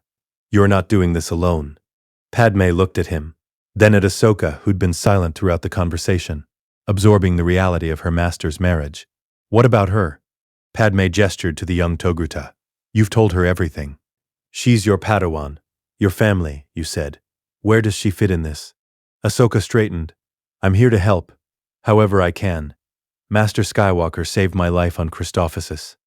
If he says Chancellor Palpatine is a Sith Lord, then I believe him. If he says you're his wife and you need protection, then I'll help protect you. You're 14 years old. I'm a Jedi. Age doesn't matter when it comes to serving the light. Padme studied her for a long moment, then she smiled. Small, sad, but genuine. You sound like him, when he was younger. Before the war made him cautious. I'll take that as a compliment. Senator, you should. Padme moved to sit beside Anakin again. If we're doing this, if we're really going to fight a Sith Lord while maintaining the pretense of normal lives, then we need rules. Boundaries, ways to communicate safely. Agreed, Anakin said. No more unscheduled visits. All communication goes through encrypted channels. If either of us is compromised, we have a code word to warn the other. What code word? Anakin thought of Luke, of the son he'd never known in the other timeline, the name that represented everything he'd fought to protect at the end. Skywalker, he said. If one of us uses my family name in conversation, it means we're in danger and the other should run. Padme nodded. And Ahsoka? What's her role in this? She's my Padawan. My responsibility, whatever happens, she stays close to me. Protected. Master, I can fight, Ahsoka protested. I'm not a child who needs... You're my child. The words came out harder than Anakin intended. He softened his tone. Snips, I know you're capable. I know you're brave. But in the other timeline, I failed you. The Council betrayed you. And by the time I was in a position to make things right, I was Vader and you were one of the people I was hunting. I won't let that happen again. Ahsoka's frustration radiated through their bond. So what am I supposed to do? Just train and follow orders while you and Senator Amidala fight the Sith Lord? The Jedi who questions. Who challenges dogma? Who chooses people over politics? Anakin met her eyes. You're supposed to be better than me, Ahsoka. That's what Padawans do. They surpass their masters. The tension in her posture eased slightly. And if the council finds out about Senator Amidala? About your marriage? Then we deal with it. Together. As a family. Anakin looked between his wife and his Padawan. That's what this is now. Not a Jedi and his secrets. Not a senator hiding her marriage. A family. Imperfect. Unconventional. But real. Padme took his hand again. In the other timeline, before everything went wrong, were we happy? Even briefly? Yes. On Naboo after Geonosis. Before the war really started, we had a few weeks where we were just Anakin and Padme. Not a Jedi and a senator. Just two people in love. Then we fight for that. Not for the Republic. Not for the Jedi Order. For the chance to be those people again. Without the secrets. Without the fear. We'll never have that while Palpatine lives.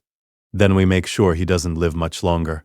Padme's voice carried the cold calculation of someone who'd survived assassination attempts and political coups. You said he's vulnerable. That in the other timeline he was defeated. How? Luke refused to kill me. Refused to give in to the dark side even when Palpatine was torturing him with Force lightning. That refusal, that absolute commitment to the light, broke something in me. Made me remember who I'd been. I grabbed Palpatine and threw him into the reactor shaft. So his weakness is his arrogance. His certainty that he can turn anyone to the dark side. Yes. Then we use that. We make him think he's winning right up until the moment we destroy him. Padme stood. I'll need to contact some allies. Senators I trust. People who can help us build a coalition against him politically while you handle the military side. Bail Organa? He's a good man. Mon Mothma too. We'll need to be careful. Palpatine has informants everywhere. But yes, I think they can be trusted. Ahsoka had been silent, processing. Now she spoke. Master, there's something I don't understand. If Palpatine orchestrated this entire war, if he controls both the Republic and the Separatists, then what's his endgame? What does he get from all this? Power, Anakin said. Absolute power. The war gives him emergency authority. The longer it continues, the more freedom the Senate grants him. Eventually, they'll vote to make him emperor, not because he forces them, but because they'll beg him to do it, because they'll believe a strong leader is the only thing that can save them. And the Jedi? We're the only force in the galaxy that could stop him. So he destroys us, uses Order 66 to activate the clone's inhibitor chips. 3 million soldiers turn on their generals in a coordinated strike. The order falls in a single night. Padme moved to a secure cabinet, entering a code that opened a hidden compartment. She pulled out a small blaster, elegant, deadly, the kind of weapon a senator might carry for personal protection, but rarely used. She checked the charge, holstered it at her waist. Then we stop Order 66 from happening. We expose the chips. We turn Palpatine's own weapon against him. I'm already working on that. Rex and the 501st are spreading the word quietly. Any clone who wants their chip removed will do it. How many have you freed so far? Almost 500. That's less than 1% of the Grand Army. It's a start. And every freed clone is one more soldier who won't execute Jedi when the order comes down. Padme nodded. We'll need a plan B, in case the chips are activated before we can remove enough of them. Somewhere the Jedi can evacuate to. Somewhere Palpatine doesn't control. Naboo? Too obvious. He knows about our connection. He'd look there first. She thought for a moment. What about the Outer Rim? Worlds the Republic barely governs. Places where a few thousand Jedi could disappear if necessary. That's surrender. Running away while the Republic falls. That's survival, Ani. If Order 66 activates and the Jedi are slaughtered, there's no one left to fight the Empire. But if we have an evacuation plan, if we can save even a fraction of the Order, then we can rebuild. We can fight back. It was the kind of tactical thinking that had made her queen at 14 and kept her alive through a decade of Senate politics, ruthlessly practical, focused on long-term survival over short-term pride. Anakin hated that she was right. I'll talk to Obi-Wan, see if we can identify fallback positions, quietly, without alerting the Council that we're planning for their destruction. And I'll work on securing funding, ships, supplies, everything an evacuation would need. Padme moved to the window again, looking out at the Senate building where Palpatine sat orchestrating the Republic's fall. We're going to beat him, Ani. We're going to save the Republic. And we're going to do it without you becoming the monster from that other timeline. How can you be so certain? She turned, crossed to him, placed both hands on his face, forcing him to meet her eyes. Because I know you. Not Darth Vader. Not the Chosen One. You, Anakin Skywalker. The boy who won a pod race to free strangers. The man who married me knowing it violated everything he'd been taught. The Jedi who just spent 20 minutes describing atrocities he committed in another life and is terrified of committing them again. That terror doesn't make me good, Padme. It just makes me aware of what I'm capable of. Exactly.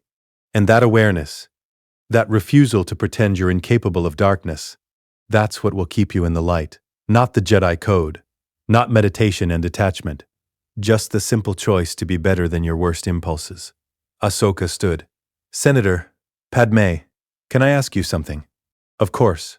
In the other timeline, when Master Skywalker choked you, when he became Vader, did you stop loving him? Padme was quiet for a moment. Then, I don't know. I died before I had a chance to answer that question. But I named our children. I told Obi-Wan there was still good in him. So maybe love doesn't die as easily as people think. Maybe it survives even when the person we loved has become unrecognizable. And now, knowing what he's capable of, now I love him more. Because he came back. He fought his way through death and time and the dark side to get back here. To save us. To be the person he should have been all along. She looked at Anakin. That's worth fighting for. Worth dying for if necessary. It won't be necessary, Anakin said. Not this time. This time. I'm going to protect you. Both of you. And when Palpatine makes his move, when he tries to turn me or kill me or use you against me, we'll be ready. How? Anakin smiled. Vader's smile. Cold. Certain. Carrying the weight of a man who had already calculated every possible outcome and chosen his path. Because I've already died once. And dead men don't fear death. They fear failing the people they came back to save. The three of them stood together in the apartment. Jedi Knight, Senator, and Padawan. Family. United by love and secrets and the absolute certainty that the galaxy was about to change. Outside the window, Coruscant's sun set over the Senate district. And in his office, Supreme Chancellor Palpatine sat alone in the dark and contemplated the problem of Anakin Skywalker.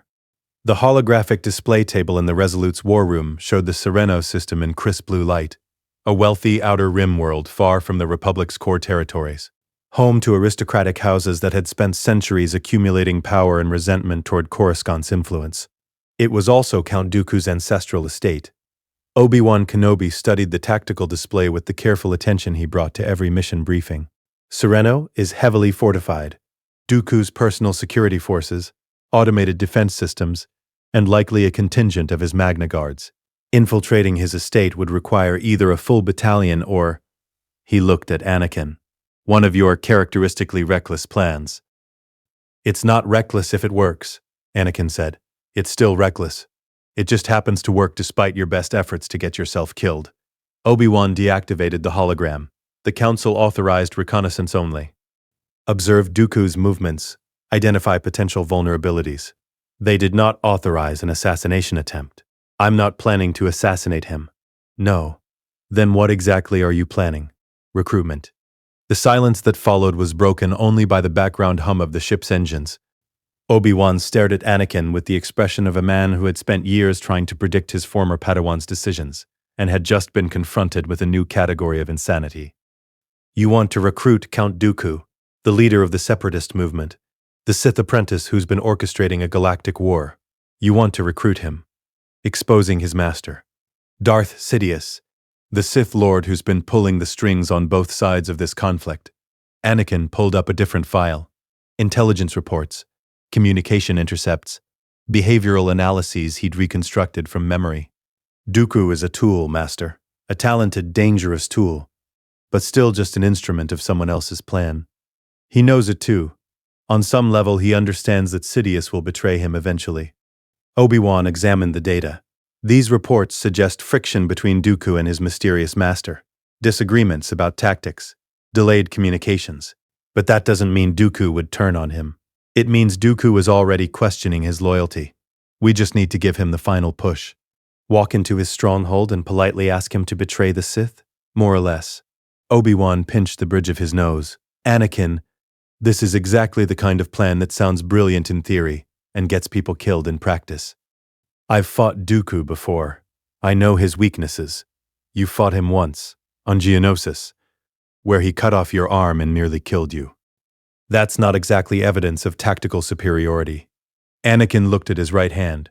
Whole, functional, carrying none of the scarring or prosthetic weight he remembered from the other timeline.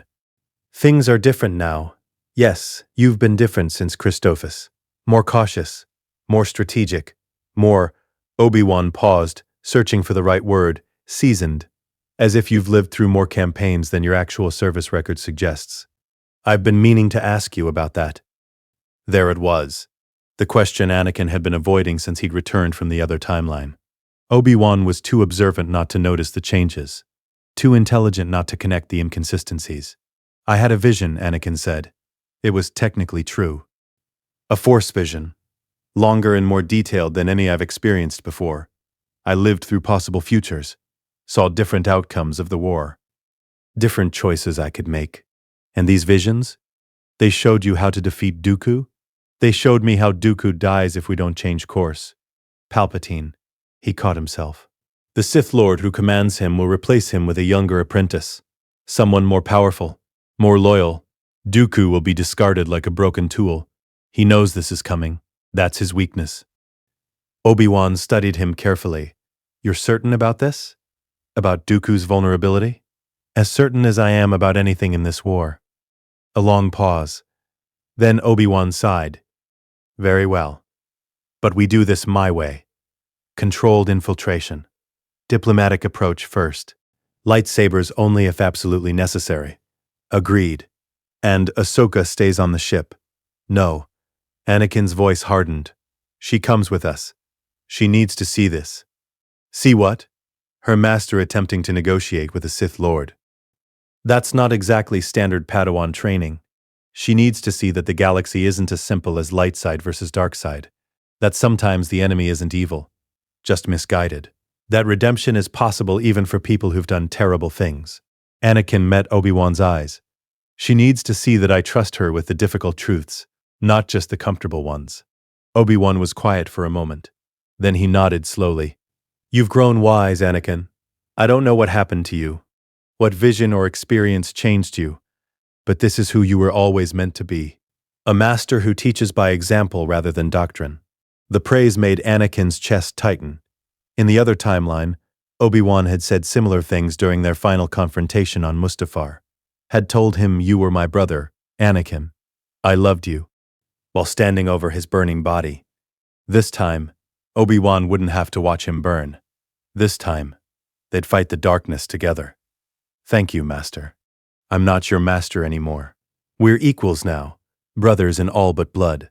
You'll always be my master, Obi-Wan. Some relationships don't change just because titles do. The approach to Sereno was easier than expected. They came in a diplomatic shuttle rather than a military transport. Obi-Wan's idea, designed to avoid triggering the estate's automated defenses. The ship's transponder identified them as emissaries from the Jedi Council, requesting parley with Count Dooku on matters of galactic importance. Dooku's response was immediate. Permission granted. Land at the eastern platform. Come alone and unarmed. They landed armed.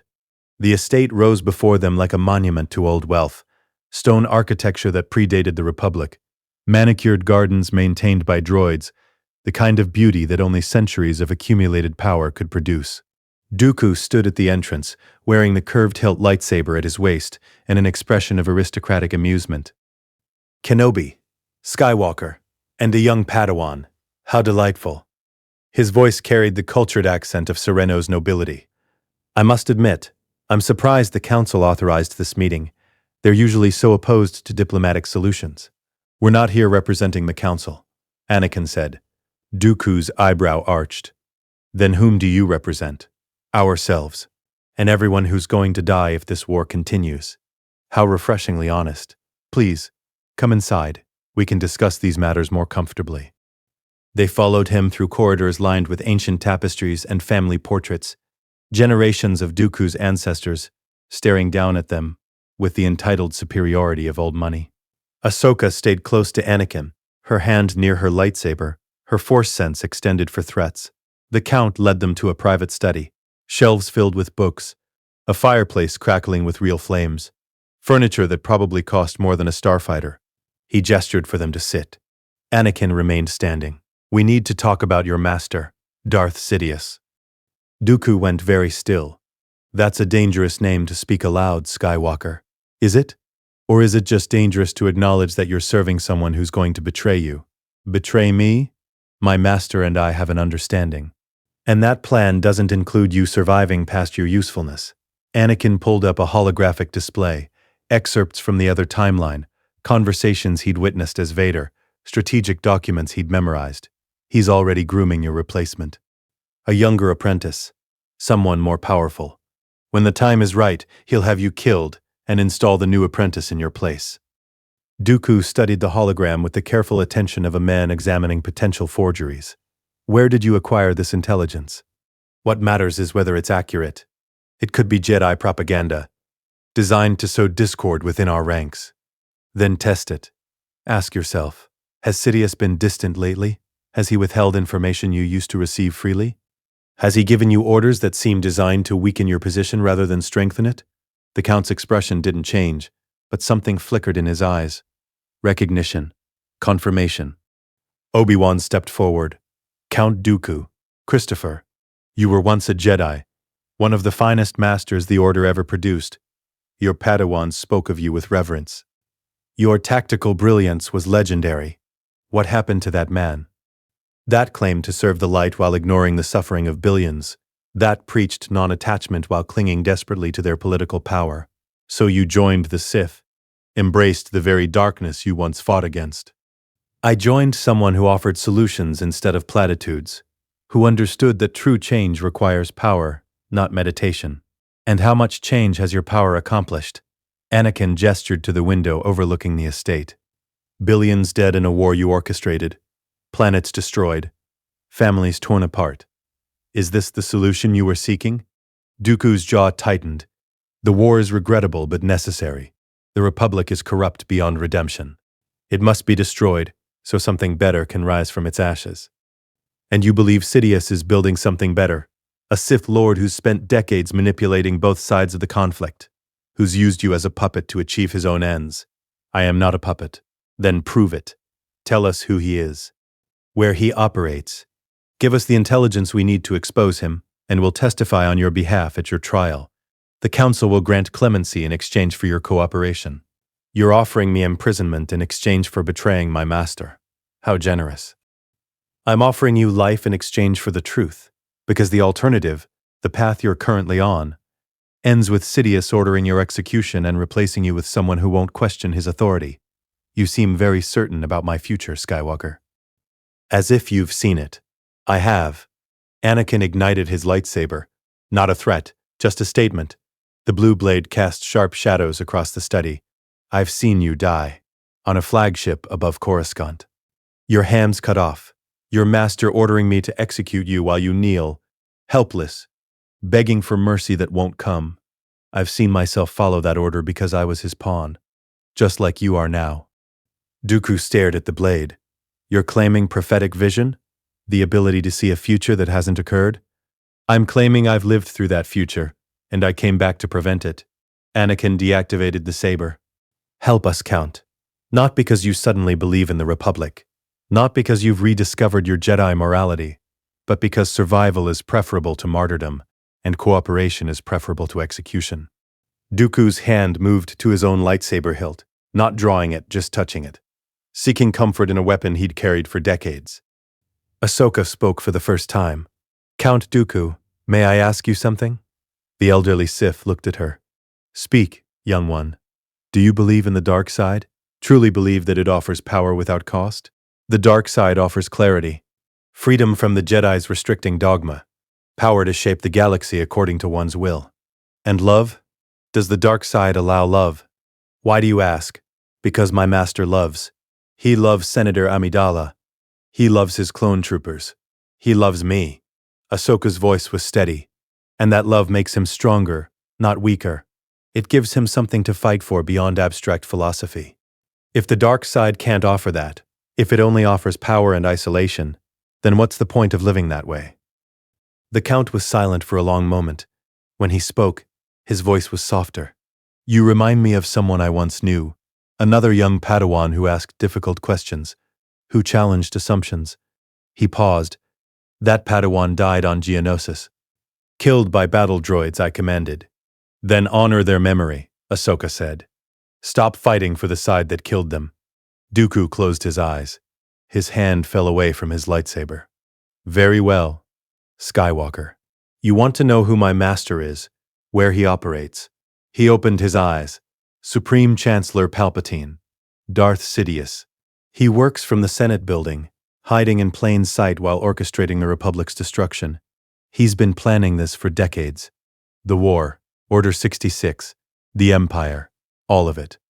Obi-Wan's face went pale. That's impossible. Palpatine has served the Republic for 13 years, since before the Naboo blockade, which he orchestrated to create a crisis that would elevate him to Chancellor. Dooku's voice was flat. Matter of fact, every major conflict in the past decade has been his design. Geonosis, Camino, the clone army, the separatist movement. He controls both sides, uses them to justify emergency powers that grant him dictatorial authority. And you helped him, Anakin said. Yes, because I believed we were building something better. A galaxy ruled by strength rather than corruption. Order rather than chaos. Dooku laughed bitterly. I was a fool. I traded the Jedi's well-meaning blindness for a Sith Lord's calculated malice. And now I'm expendable, just like you said. Obi-Wan moved to the window, his mind clearly racing through implications. If this is true, if Palpatine is Sidious, then the entire war is a fraud. Every death, every battle, all orchestrated to grant one man absolute power. Yes. And Order 66? You mentioned Order 66. When activated, every clone trooper in the Grand Army will immediately execute their Jedi commanders. Thousands of Jedi will die in a single coordinated strike. Dooku looked at Anakin. Your precious 501st, Captain Rex. They'll turn on you without hesitation, unless you've already removed their inhibitor chips. I have. Nearly 500 freed so far. Dooku's eyebrows rose. You already knew about the chips. How? The same way I knew about your execution. I've lived this before. Anakin moved closer. Will you testify? Will you stand before the council and repeat what you just told us? On record. With evidence. I have no evidence. Sidious is too careful. Every communication leaves no trace. Every order is verbal. The only proof is my word against the Supreme Chancellor's. Then your word will have to be enough. Obi-Wan turned from the window. Count, you've committed atrocities, led a rebellion, killed Jedi. The Council may execute you regardless of your cooperation. I'm aware, but as Skywalker pointed out, cooperation and survival are preferable to martyrdom and certain death. Dooku stood. I'll testify, I'll tell the Council everything I know about Sidious's plans, and then I'll accept whatever judgment they deem appropriate. Anakin felt satisfaction settle into his chest. This was the first major piece. Dooku turned. The Separatist leadership compromised. One of Palpatine's primary weapons removed from the board. The Emperor wouldn't see it coming. He'd expect Anakin to kill Dooku, to follow the pattern from the other timeline. Instead, they were taking his apprentice and turning him into a witness. We leave immediately, Anakin said. Your personal security forces, can you order them to stand down? Consider it done. Dooku moved to a communication panel. Though I should warn you, when Sidious discovers I've defected, he'll accelerate his timeline. Order 66 may activate sooner than anticipated. We're already preparing countermeasures. As Dooku transmitted orders to his security forces, Ahsoka moved to Anakin's side. Master, was this the plan all along? Turn Dooku instead of killing him. Yes. And if he'd refused? If he'd attacked us? Anakin's hand moved to his lightsaber. Then I would have killed him, quickly, efficiently, without hesitation. That's very dark side thinking. No. That's tactical thinking. The dark side kills for pleasure or power. I kill to protect what matters. There's a difference. Anakin, be careful. That kind of reasoning, justifying violence through noble intent, that's how Jedi fall. I've already fallen, Master, and come back. I know what the darkness looks like from the inside. I know its voice, its promises. Anakin looked at his former teacher, and I know I'm strong enough to use its tactics without embracing its philosophy, because I have something the Sith don't. What's that? People I love, people worth staying in the light for. He looked at Ahsoka. That's what saves us. Not the code, not meditation, just love. The Jedi forgot that. The Sith never learned it. I won't make either mistake. My forces have stood down. We can depart at your convenience. They moved toward the exit. As they walked through the ancient corridors, Anakin felt the timeline shifting further from the course he remembered. Dooku captured instead of killed. Evidence secured instead of destroyed. The war's architecture beginning to crumble. Palpatine would be furious. Good. Fury made people careless. And Anakin needed the Sith Lord to make mistakes. Because the endgame was coming. The confrontation that would decide everything.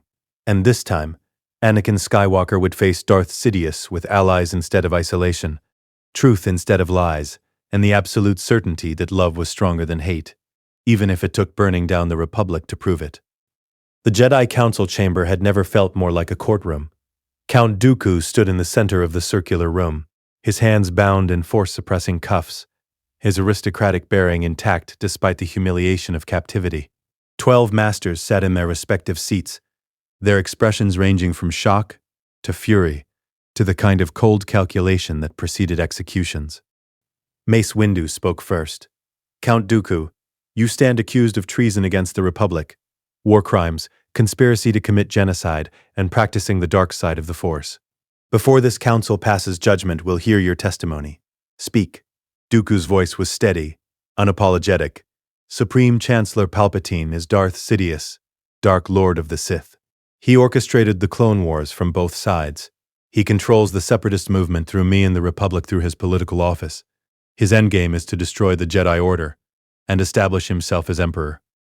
The silence that followed was absolute.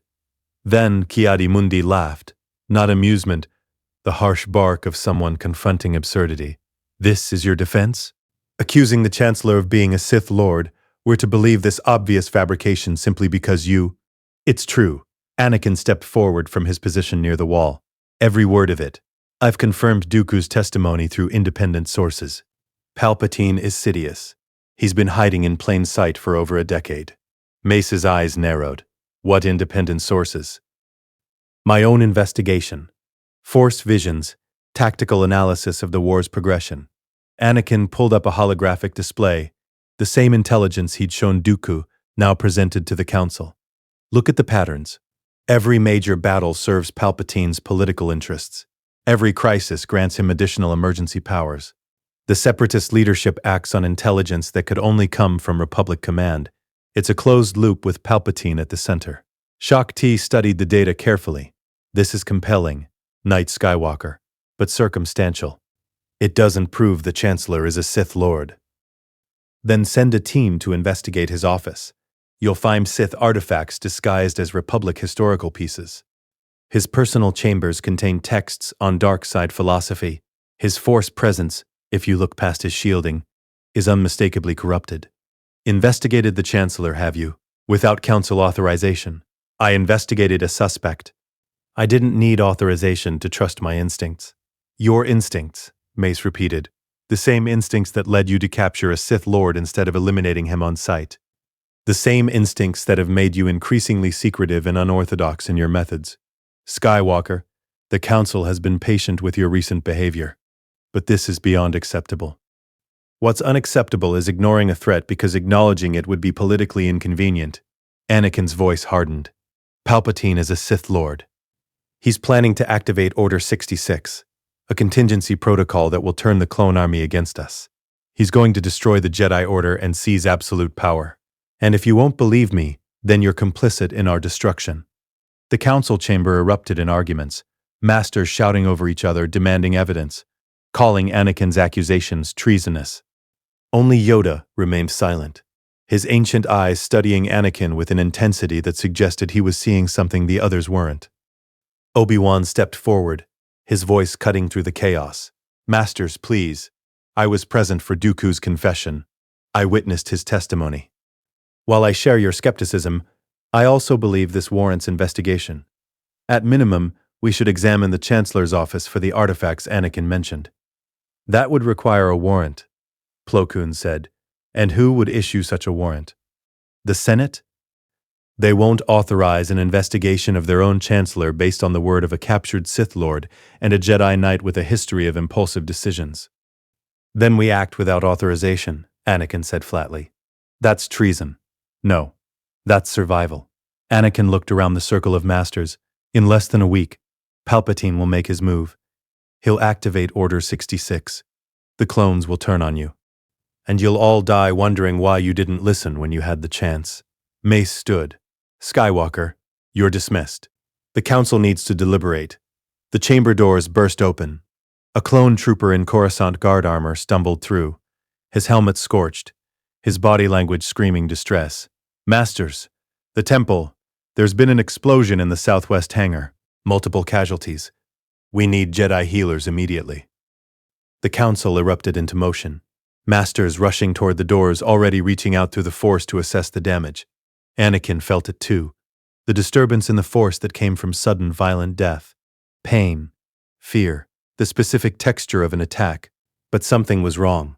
The timing was too convenient. A crisis interrupting the exact moment when the council was about to discuss investigating Palpatine? That wasn't coincidence. That was manipulation. Anakin grabbed the clone trooper's arm. "What's your designation?" "CT 2005, sir. I was on patrol when—" "Your chip. Do you still have your inhibitor chip?" The trooper's confusion radiated through his body language. I don't know what you mean, sir." "This is a trap. Palpatine's forcing our hand. He's created a crisis to distract us while he consolidates." Another explosion rocked the temple. Closer this time. The floor trembled. Dust cascaded from the ceiling. Mace Windu's comlink chirred. He answered it, his face hardening as he listened. "Understood. Seal all exits. No one leaves without council authorization." He looked at Anakin. That explosion was in the detention level. 3 temple guards dead. Multiple prisoners escaped. Which prisoners? Does it matter? The temple is under attack. We need to.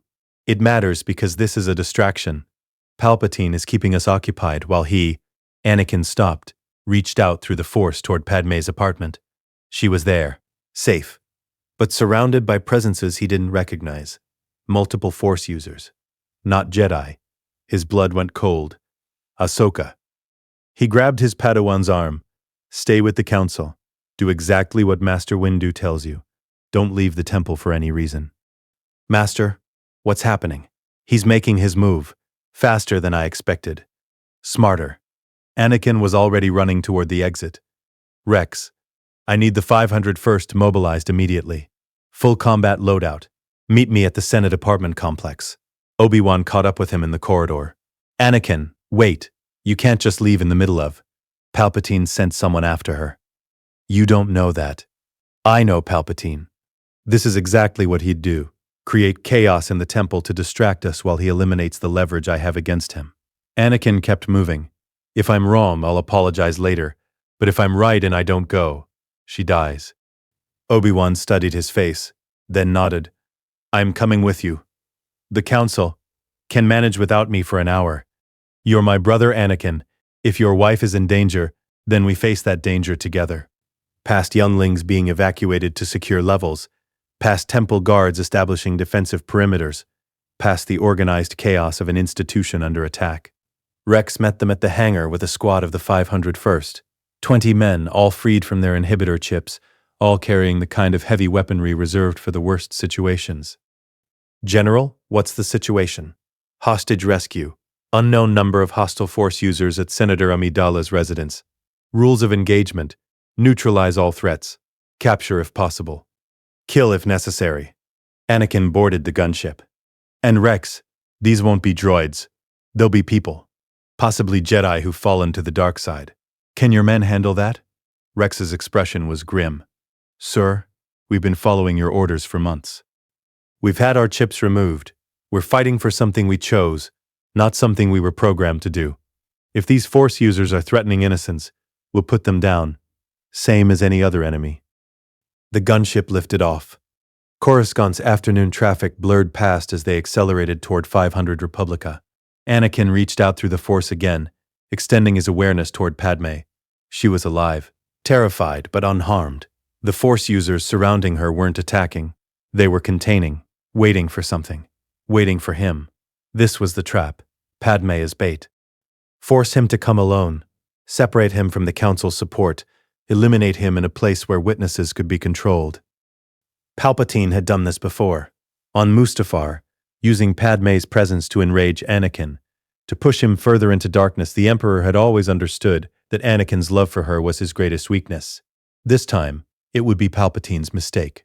The gunship touched down on 500 Republica's landing platform, with barely enough time to settle before Anakin was moving. Rex and his men formed up behind him. Professional, lethal, ready. The building's security forces had been neutralized. Bodies in the lobby, guards killed with lightsaber wounds, their positions suggesting they'd been cut down from behind by someone they'd let past security. Obi-Wan examined the wounds. Makashi form, precise, elegant.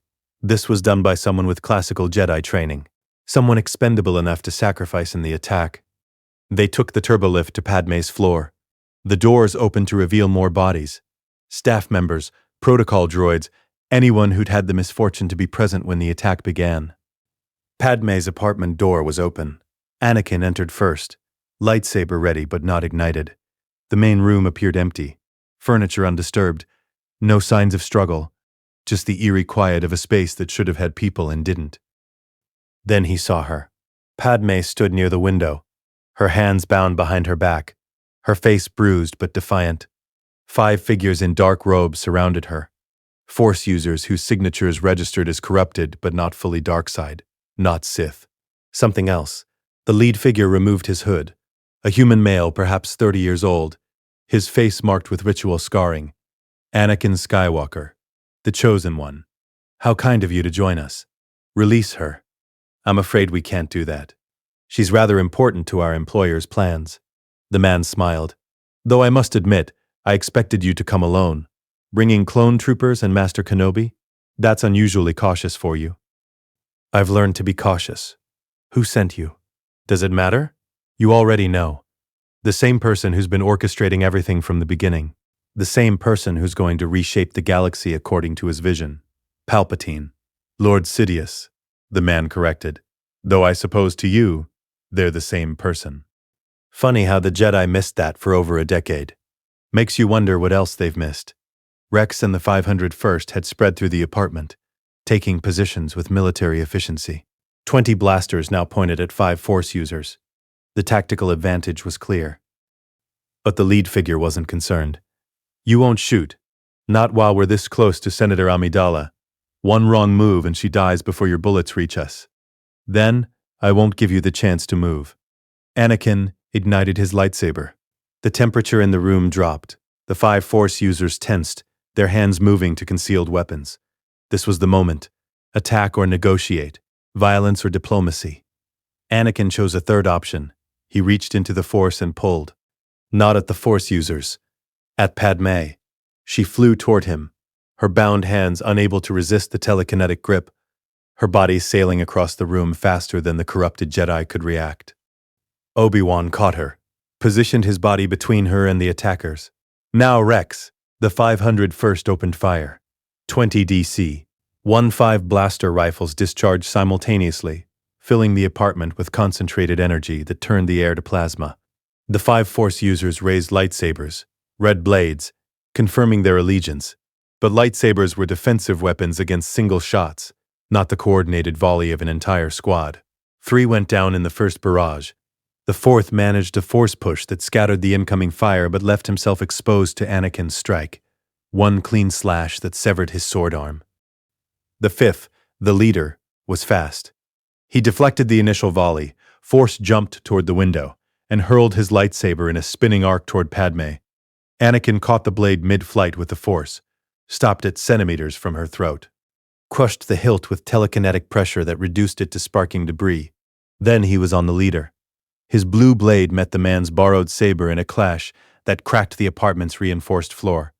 They broke apart. Circled. "You're good," the leader said, breathing hard.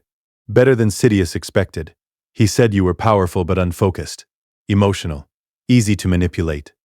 He said that because he's only ever fought me when I was his servant. He's never faced me when I'm protecting what I love." The leader fought with Form V, aggressive, powerful, designed to overwhelm opponents through kinetic force. It was Anakin's preferred form. It was also inadequate against someone who'd spent 23 years perfecting it. Anakin's strikes were heavier, faster. Each impact drove the leader backward, breaking his guard, forcing errors. Within 6 exchanges, the fight was over. Anakin's blade found the man's shoulder, burning through muscle and bone. The leader collapsed. Anakin stood over him, blade at his throat. "Palpatine sent you to kill her, to capture her, to use her as leverage against you." The man laughed through his pain. "But it doesn't matter. This was just the opening move. Lord Sidious has already won. Order 66 activates tonight. Every Jedi in the galaxy dies, including you. Tonight?" Anakin's chest tightened. "He's accelerating the timeline. Because of Dooku's testimony. Because of you, Skywalker. You've been interfering, removing inhibitor chips, turning his apprentice, threatening his plans. So he's moving everything forward. In 6 hours, the clone army receives the activation code. In 7 hours, the Jedi Order is extinct." Anakin's mind raced. 6 hours. Not enough time to remove chips from millions of clones. Not enough time to evacuate the entire Order. Not enough time to mount a proper defense. Obi-Wan had freed Padme from her restraints. She moved to Anakin's side, her hand finding his. "Ani, if Order 66 activates, we fight. We evacuate who we can, and we make sure Palpatine pays for every Jedi life he takes." Anakin looked at Rex. "Get your men to the temple. Start coordinating evacuation procedures. Priority goes to younglings and non-combat personnel. Anyone who can fight stays to hold the line." "Yes, sir." Rex and the 501st moved toward the exit.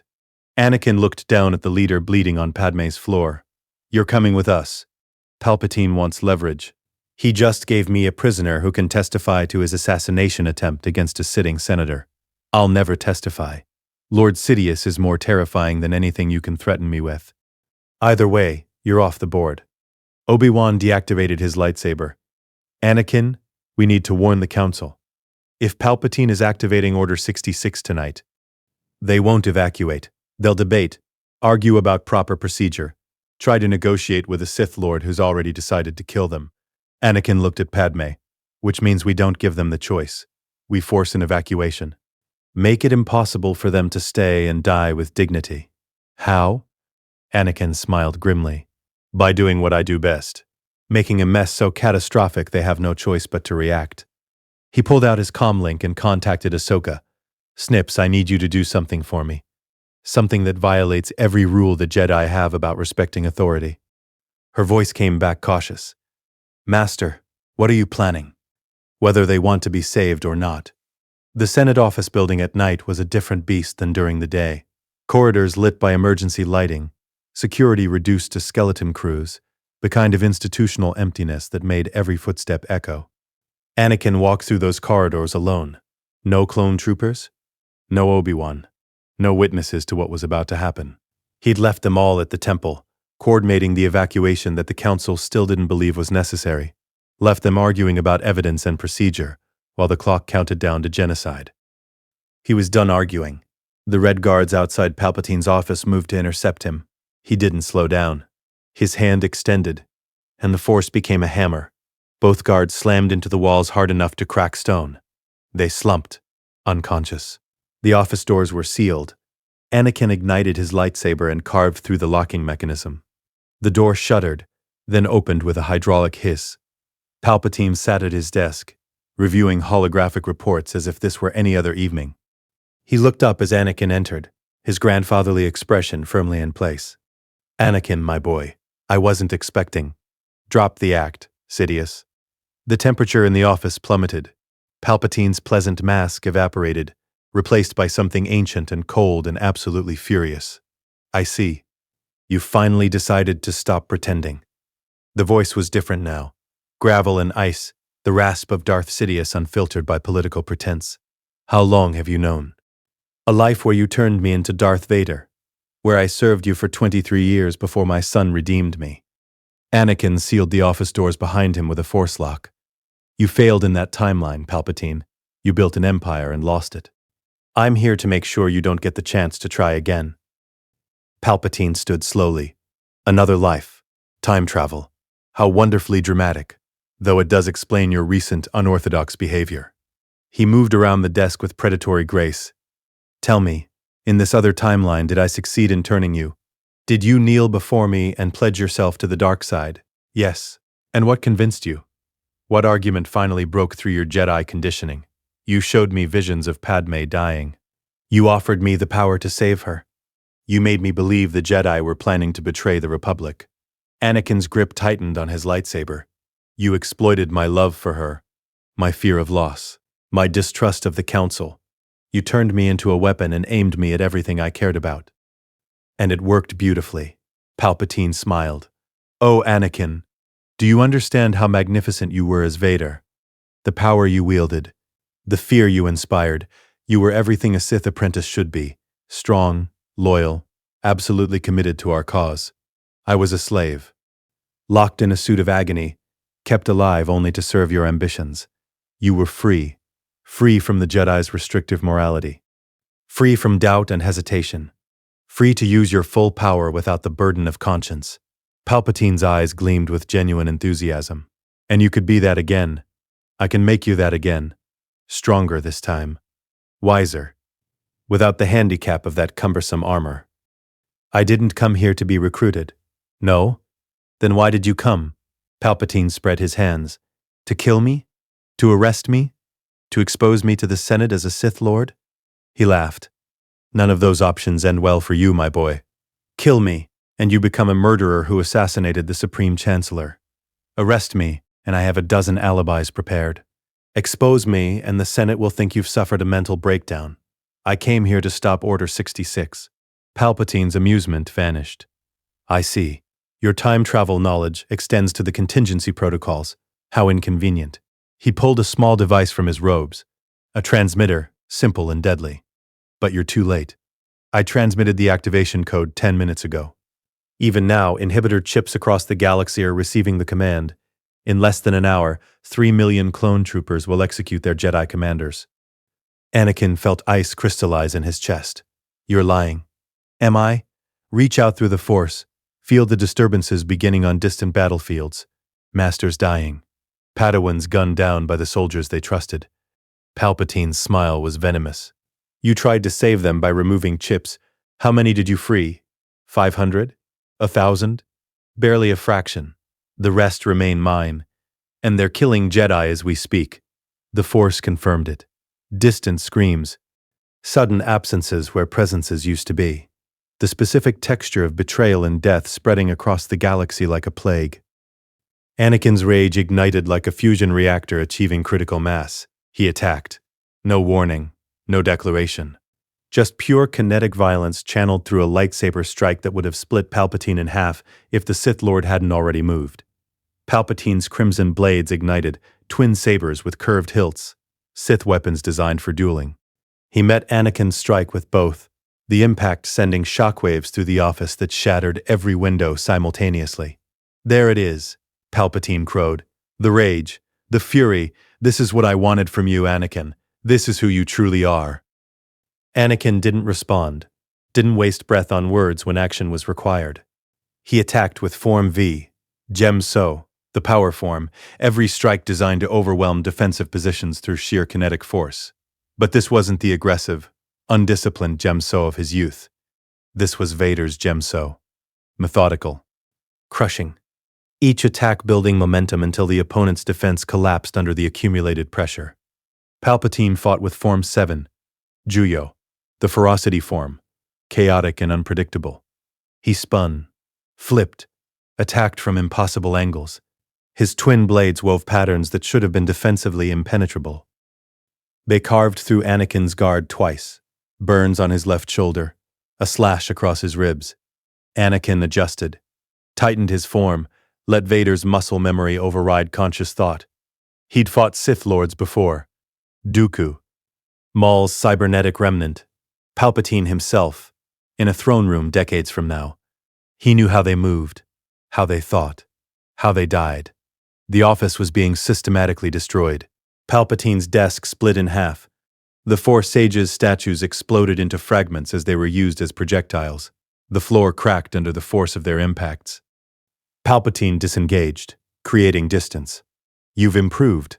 In our previous encounters, you were barely worth my attention. Now you fight like someone who's actually trained rather than simply waved a lightsaber around hoping for the best. I had a good teacher. You. 23 years of learning exactly how Sith Lords fight.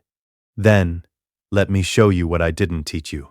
Force lightning erupted from his fingertips, not aimed at Anakin, but at the walls, the ceiling, the structural supports. The entire office began to collapse inward, tons of stone and metal falling toward them with lethal velocity. Anakin raised his left hand.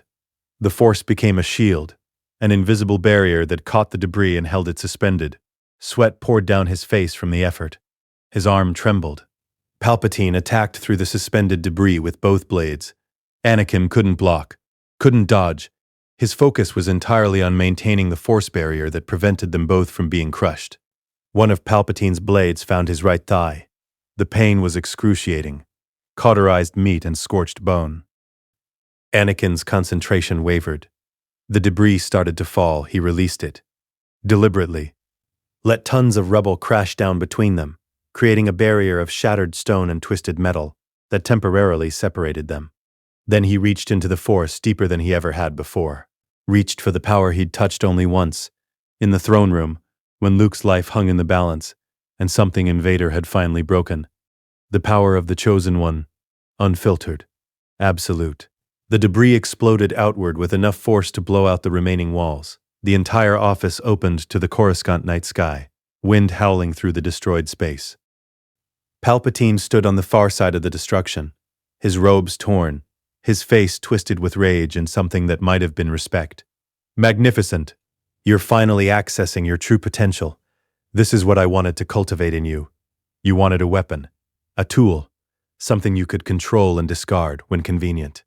Anakin limped forward, his wounded leg barely supporting his weight. I'm not that anymore. I'm a father fighting to save his children, a husband protecting his wife, a master defending his Padawan.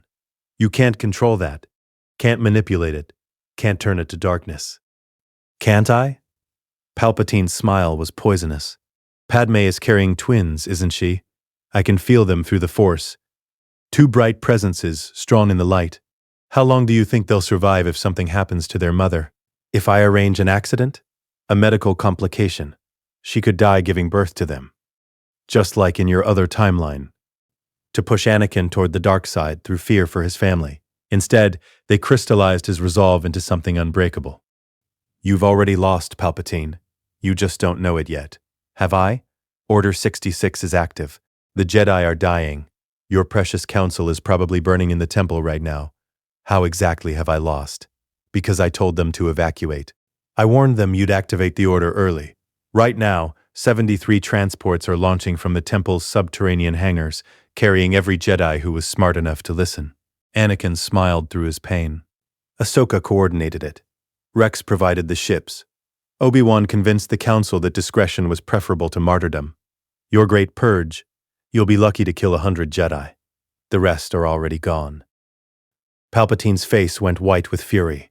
You're lying. Am I? Reach out through the Force. Feel the temple. It's merely empty. You've won a building, Sidious. You've lost an order. The Sith Lord's rage manifested physically. Lightning erupted at anything, just raw dark side energy seeking release. The floor beneath him cracked. The air itself seemed to scream. Then he attacked with speed that defied his apparent age. Anakin met him blade to blade. They crashed together in the center of the destroyed office, their weapons locked, their faces centimeters apart. I will kill everyone you love, Palpatine hissed. Your wife, your children, your Padawan, everyone, and I'll make you watch before I kill you. You'll try.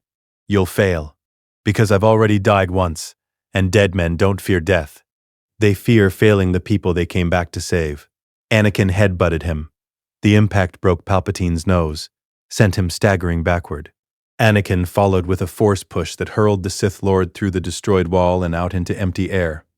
Palpatine fell 3 stories before catching himself with the Force and landing on a Senate speeder platform. Anakin jumped after him, ignoring his wounded leg, trusting the Force to cushion his landing. They fought across the platform, Palpatine's twin blades against Anakin's single saber. The Sith Lord was faster, more experienced, drawing on decades of dark side mastery. But Anakin was stronger, younger, fighting with the absolute certainty that this ended tonight. Palpatine's left blade found Anakin's right hand. The lightsaber fell, spinning away into Coruscant's lower levels, disarmed, wounded, bleeding from multiple injuries.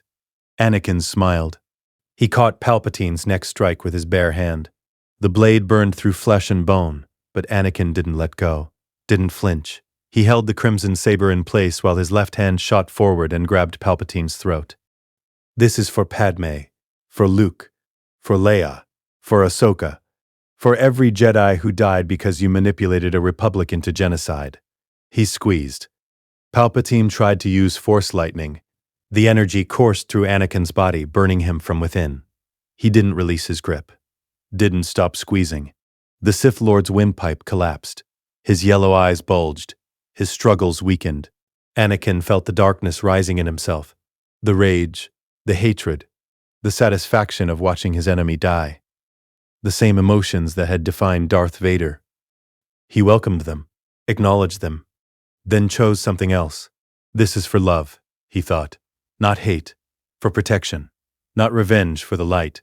He released Palpatine, let the Sith Lord fall to the platform, gasping, broken but alive. You don't get to die, Anakin said quietly. You get to stand trial. You get to watch your empire fail before it starts. You get to see everything you built crumble, because one man remembered love was stronger than hate. Palpatine laughed through his ruined throat. The sound was wet and horrible. You think? The Senate will convict me. You think they'll believe a Jedi over their beloved chancellor? They'll believe Dooku's testimony. They'll believe the evidence. They'll believe because I'll make them believe. Anakin reached down and retrieved Palpatine's fallen lightsabers. Your conspiracy is over, Sidious. The Jedi survived. The Republic will survive. And you'll spend whatever life you have left watching both thrive without you. He pulled Force-suppressing cuffs from his belt, the same ones that bound Dooku, locked them around Palpatine's wrists. The Sith Lord's connection to the Force winked out. He was just an old man now, broken, defeated, mortal. Sirens wailed in the distance. Republic security forces responding to reports of the Senate building being destroyed. Anakin triggered his comlink. Rex, I need immediate extraction. I have a prisoner for the Council. On our way, General. Anakin stood over Darth Sidious, the monster who had destroyed his life, murdered billions, corrupted a galaxy, and felt only emptiness where hatred should have been. He'd won. The Emperor was captured. Order 66 had failed to destroy the Jedi. Padme was safe. He'd won. So why did victory feel like ashes? A gunship descended from the traffic lanes. The 501st, his men, his brothers. As they loaded Palpatine aboard, the Sith Lord looked at Anakin one final time. This isn't over, Skywalker. You think you've changed the future, but some things are inevitable. You'll still fall. You'll still become Vader. It's your destiny. Anakin met his eyes. Destiny is just another word for choices we haven't made yet. I made mine. I chose the light. And no matter what comes next, no matter how hard it gets, I'll keep choosing it. Because that's what fathers do. They choose their families over everything else. We'll see how long that lasts. The gunship lifted off, carrying the prisoner toward the temple in judgment. Anakin stood alone on the platform, bleeding, exhausted, victorious. The war wasn't over. Palpatine had allies, contingencies, backup plans. But tonight, just for tonight, the Sith had lost. And Anakin Skywalker had saved the people he loved. It was enough. It had to be enough. 6 months later, the lake house on Naboo sat at the edge of the water like something from a dream, stone and glass architecture designed to blend with the landscape rather than dominate it. Morning mist rose from the lake's surface, catching the sunrise and turning the entire vista into shades of gold and rose. Anakin stood on the veranda, watching the light change. His right hand, the one Palpatine's blade had burned through, was wrapped in regeneration bandages that would come off next week. The burns on his shoulder and ribs had healed, leaving scars he wore without shame. Evidence. Proof that he'd fought and bled and won. Behind him, through the open doors, he could hear Padme moving through the house. 7 months pregnant now, carrying twins who kicked constantly and made sleep nearly impossible. She complained about it every morning. She'd never looked happier. "Ani?" her voice carried from inside. "Are you brooding again?" Because the healers said brooding slows tissue regeneration. The healers said no such thing. Well, they should have. She appeared in the doorway, one hand on her swollen belly, wearing the simple dress she favored when they were away from Coruscant's political theater. "You've been standing out here for an hour. What are you thinking about?" How easily they could have gone wrong. Padme moved to stand beside him, her shoulder touching his. But they didn't. "We won. Palpatine is in prison. The Senate is recovering. The war is ending. We're alive. For now, always the optimist." She took his unbandaged hand. "Tell me what's really bothering you." Anakin looked out at the lake. At the peace they'd built here, in this place far from the temple and the Senate, and the machinery of galactic politics, I keep waiting for the other shoe to drop. For some contingency plan to activate. For the future to reassert itself and drag me back toward becoming Vader. That's not going to happen. You don't know that. Palpatine said it himself. Some things are inevitable. What if he's right? What if no matter what I do, I'm destined to fall? Then you get back up. That's what you've already done, Ani. You fell in another timeline, and you got back up. You came back through death and time to save us. If you can do that, you can resist whatever destiny thinks it has planned for you. And if I can't, if the darkness takes me anyway, then I'll pull you back. Ahsoka will pull you back. Obi-Wan will pull you back. Luke and Leia will pull you back. Her voice was absolutely certain. You're not alone anymore. You don't have to carry this fear by yourself. A speeder approached from the city. Sleek, civilian model, broadcasting a Republic diplomatic transponder. Anakin recognized the pilot before the vehicle landed. Bail Organa stepped out, carrying a datapad and wearing the expression of someone bringing news he knew wouldn't be entirely welcome. "Chancellor Organa," Padme said warmly. "We weren't expecting you. I apologize for the unannounced visit, Senator. But there are matters that require discussion." Bail glanced at Anakin. "Jedi matters." They moved inside. Padme prepared tea while Bail settled into one of the comfortable chairs that filled the lake house. Anakin remained standing, arms crossed, already knowing this conversation would be complicated. "The Senate convicted Palpatine yesterday," Bail began. "Unanimous vote. He's been sentenced to life imprisonment in a force-suppressing facility on an undisclosed location. No chance of parole. No possibility of escape." "Good," Anakin said flatly. "Count Dooku received a lighter sentence. 20 years, eligible for parole after 10. His testimony was instrumental in securing Palpatine's conviction." Bail paused. "He's asked to speak with you before he's transferred to the prison facility. Why? He wouldn't say. Just that he has information you should hear. About the Sith. About contingencies Palpatine may have put in place." Anakin absorbed this. Dooku had been cooperative during the trial, had testified to everything he knew about Sidious's plans, had provided intelligence that led to the capture of several separatist commanders. But he was still a Sith. Still dangerous. "I'll see him. Tomorrow. Under guard." Bail nodded. "There's another matter. The Jedi Council has requested your presence on Coruscant. They want to discuss the Order's future. Your role in it. My role." Anakin laughed bitterly. "I violated half the code. Married in secret. Led a military operation without authorization. Assaulted the Supreme Chancellor. Granted, he was a Sith Lord. But still, what role could they possibly want me to fill? They want to offer you a seat on the council." Padme's hand found Anakin's shoulder. They're serious? Anakin asked finally. Completely. Master Yoda argued for it personally. He said, and I quote, "Saved the order, young Skywalker did. Earned his place, he has." Bail set down his tea. They're also discussing significant reforms. Abolishing the prohibition against attachment. Allowing Jedi to maintain families. Restructuring the relationship between the Order and the Republic so the Jedi aren't simply military assets. That's everything I've wanted them to change. And they're finally listening. Because you proved their old ways nearly destroyed them. Because you showed that love can be a strength rather than a weakness. Bail stood. The galaxy is changing, Anakin. The question is whether you want to be part of shaping that change, or whether you'd prefer to stay here and raise your family in peace. Anakin looked at Padme. She met his gaze, her expression unreadable. They discussed this.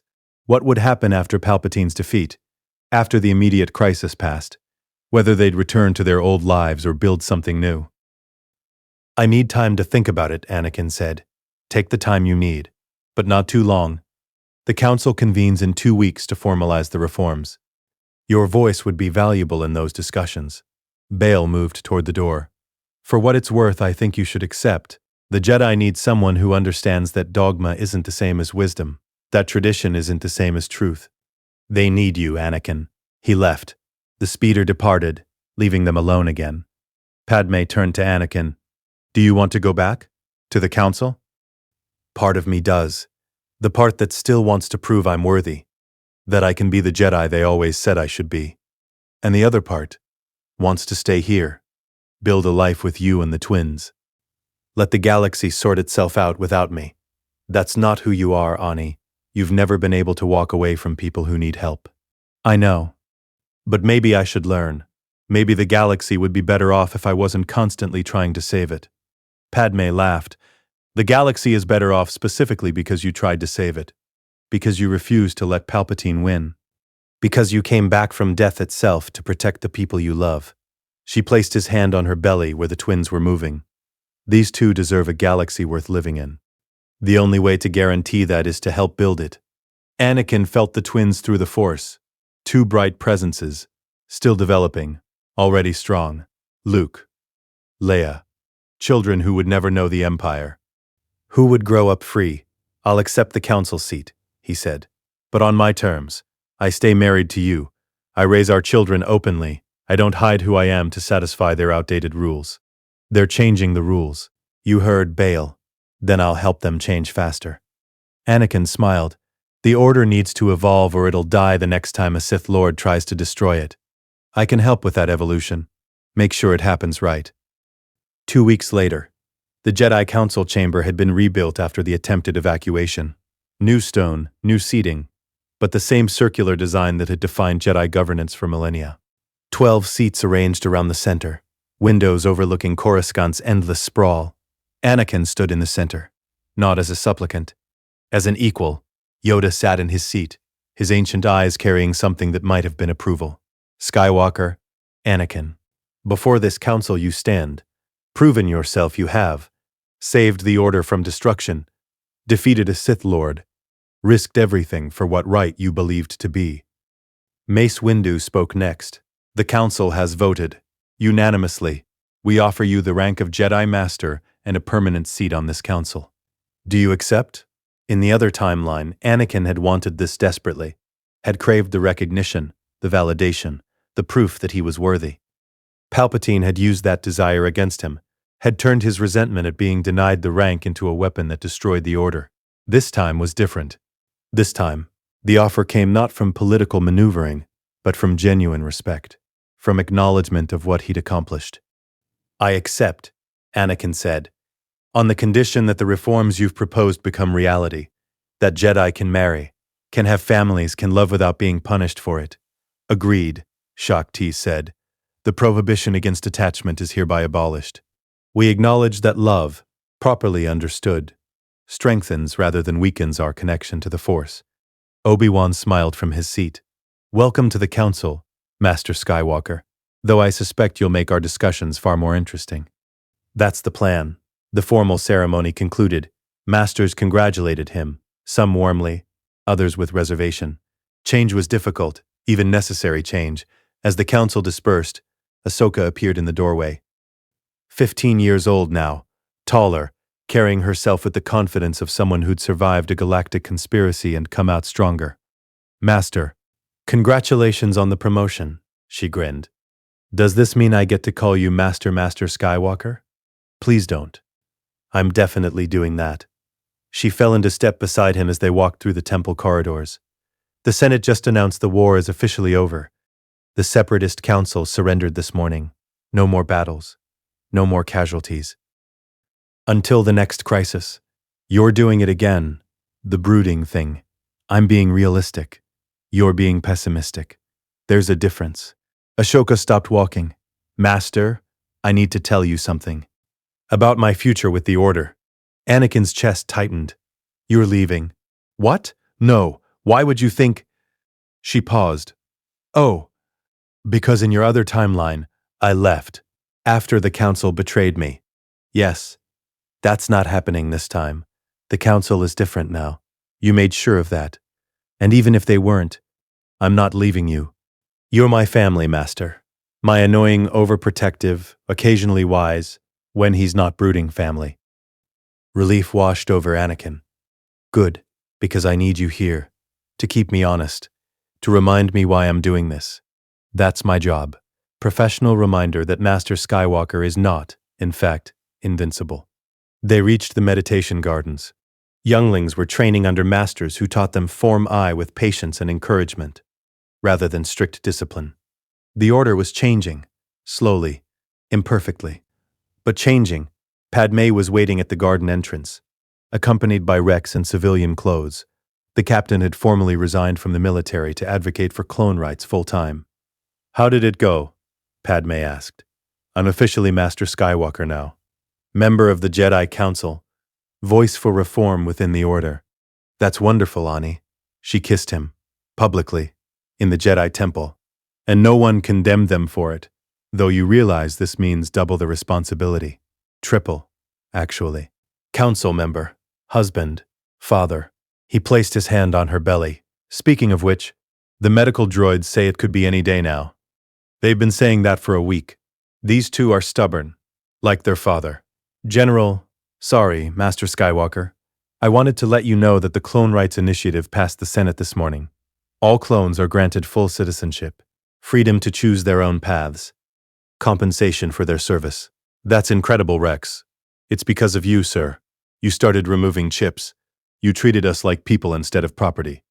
Everything that came after, that's because you made the first move. I just did what was right. Exactly. And now millions of brothers get to discover who they are beyond their programming." Rex saluted. "Thank you, sir, for everything." 3 days later, Padme went into labor at dawn. The Naboo medical facility was prepared. Droids, healers, Anakin pacing the corridor outside while Obi-Wan tried and failed to get him to sit down. "You fought a Sith Lord," Obi-Wan said. "You survived Order 66. You reformed the Jedi Order. Surely you can handle your wife giving birth." "That's different. I could control those situations. This," Anakin gestured helplessly toward the closed door. "I can't do anything. I can't protect her from this. Can't fight her pain. Can't." The door opened. A medical droid emerged. "Master Skywalker, you can come in now." Anakin nearly broke the droid in his rush past it. Padme lay in the bed, exhausted but radiant. And in her arms, 2 infants. One slightly larger, dark-haired, his face scrunched in newborn displeasure. One smaller, quieter, her features delicate even at minutes old. Luke and Leia, his children, alive, whole. Born into a galaxy without an empire. "Do you want to hold them?" Padme asked. Anakin approached slowly, reverently. She transferred Luke into his arms first. The weight was impossibly small, the presence in the Force impossibly bright. "Hello, Luke," Anakin whispered. "I'm your father. I know you don't understand that yet. But I need you to know something. In another life I failed you, let you grow up without knowing me. But not this time. This time I'm going to be here. For every moment, every step, every choice. I'm going to be the father you deserved all along." Tiny hands grasped at air. Padme transferred Leia to Obi-Wan. Your Uncle Obi-Wan now, I hope you realize. So Anakin could hold both twins simultaneously. Brother and sister. The children who would have become rebel leaders and Jedi Knights and symbols of hope in a dark galaxy. Here, they were just babies, innocent, perfect, free. You're going to have amazing lives, Anakin told them. Not easy. The galaxy is still recovering, still learning how to be better. But you won't grow up in an empire. Won't have to fight your father. Won't have to choose between duty and family. They'll just have to deal with their father being on the Jedi Council, Padme said, and their mother being a senator, and their honorary aunt being a Jedi Knight who will absolutely teach them bad habits. Ahsoka had appeared in the doorway, her face split in a grin. Can I hold one, please? I promise not to drop them. Anakin carefully transferred Leia. Ahsoka cradled her niece with surprising gentleness. She's so small. And perfect. And, oh, she just grabbed my finger. Master, she's got my finger and she won't let go. That's Leia, strong from the beginning. They stood together, family, biological and chosen. Jedi and senator, and clone captain and Padawan. All of them connected by love rather than law, by choice rather than obligation. The door opened again. Yoda entered, leaning on his gimmer stick, his ears high with genuine happiness. Congratulations, Master Skywalker. A father you are now. Changed the galaxy has. Changed you have helped it to be. He approached the twins slowly. Strong in the Force, these two are. Powerful they will become. But first, children they must be allowed to be. They will be, Anakin promised. No pressure. No prophecies. No expectations except that they grow up happy and loved. Yoda nodded. The right answer, that is.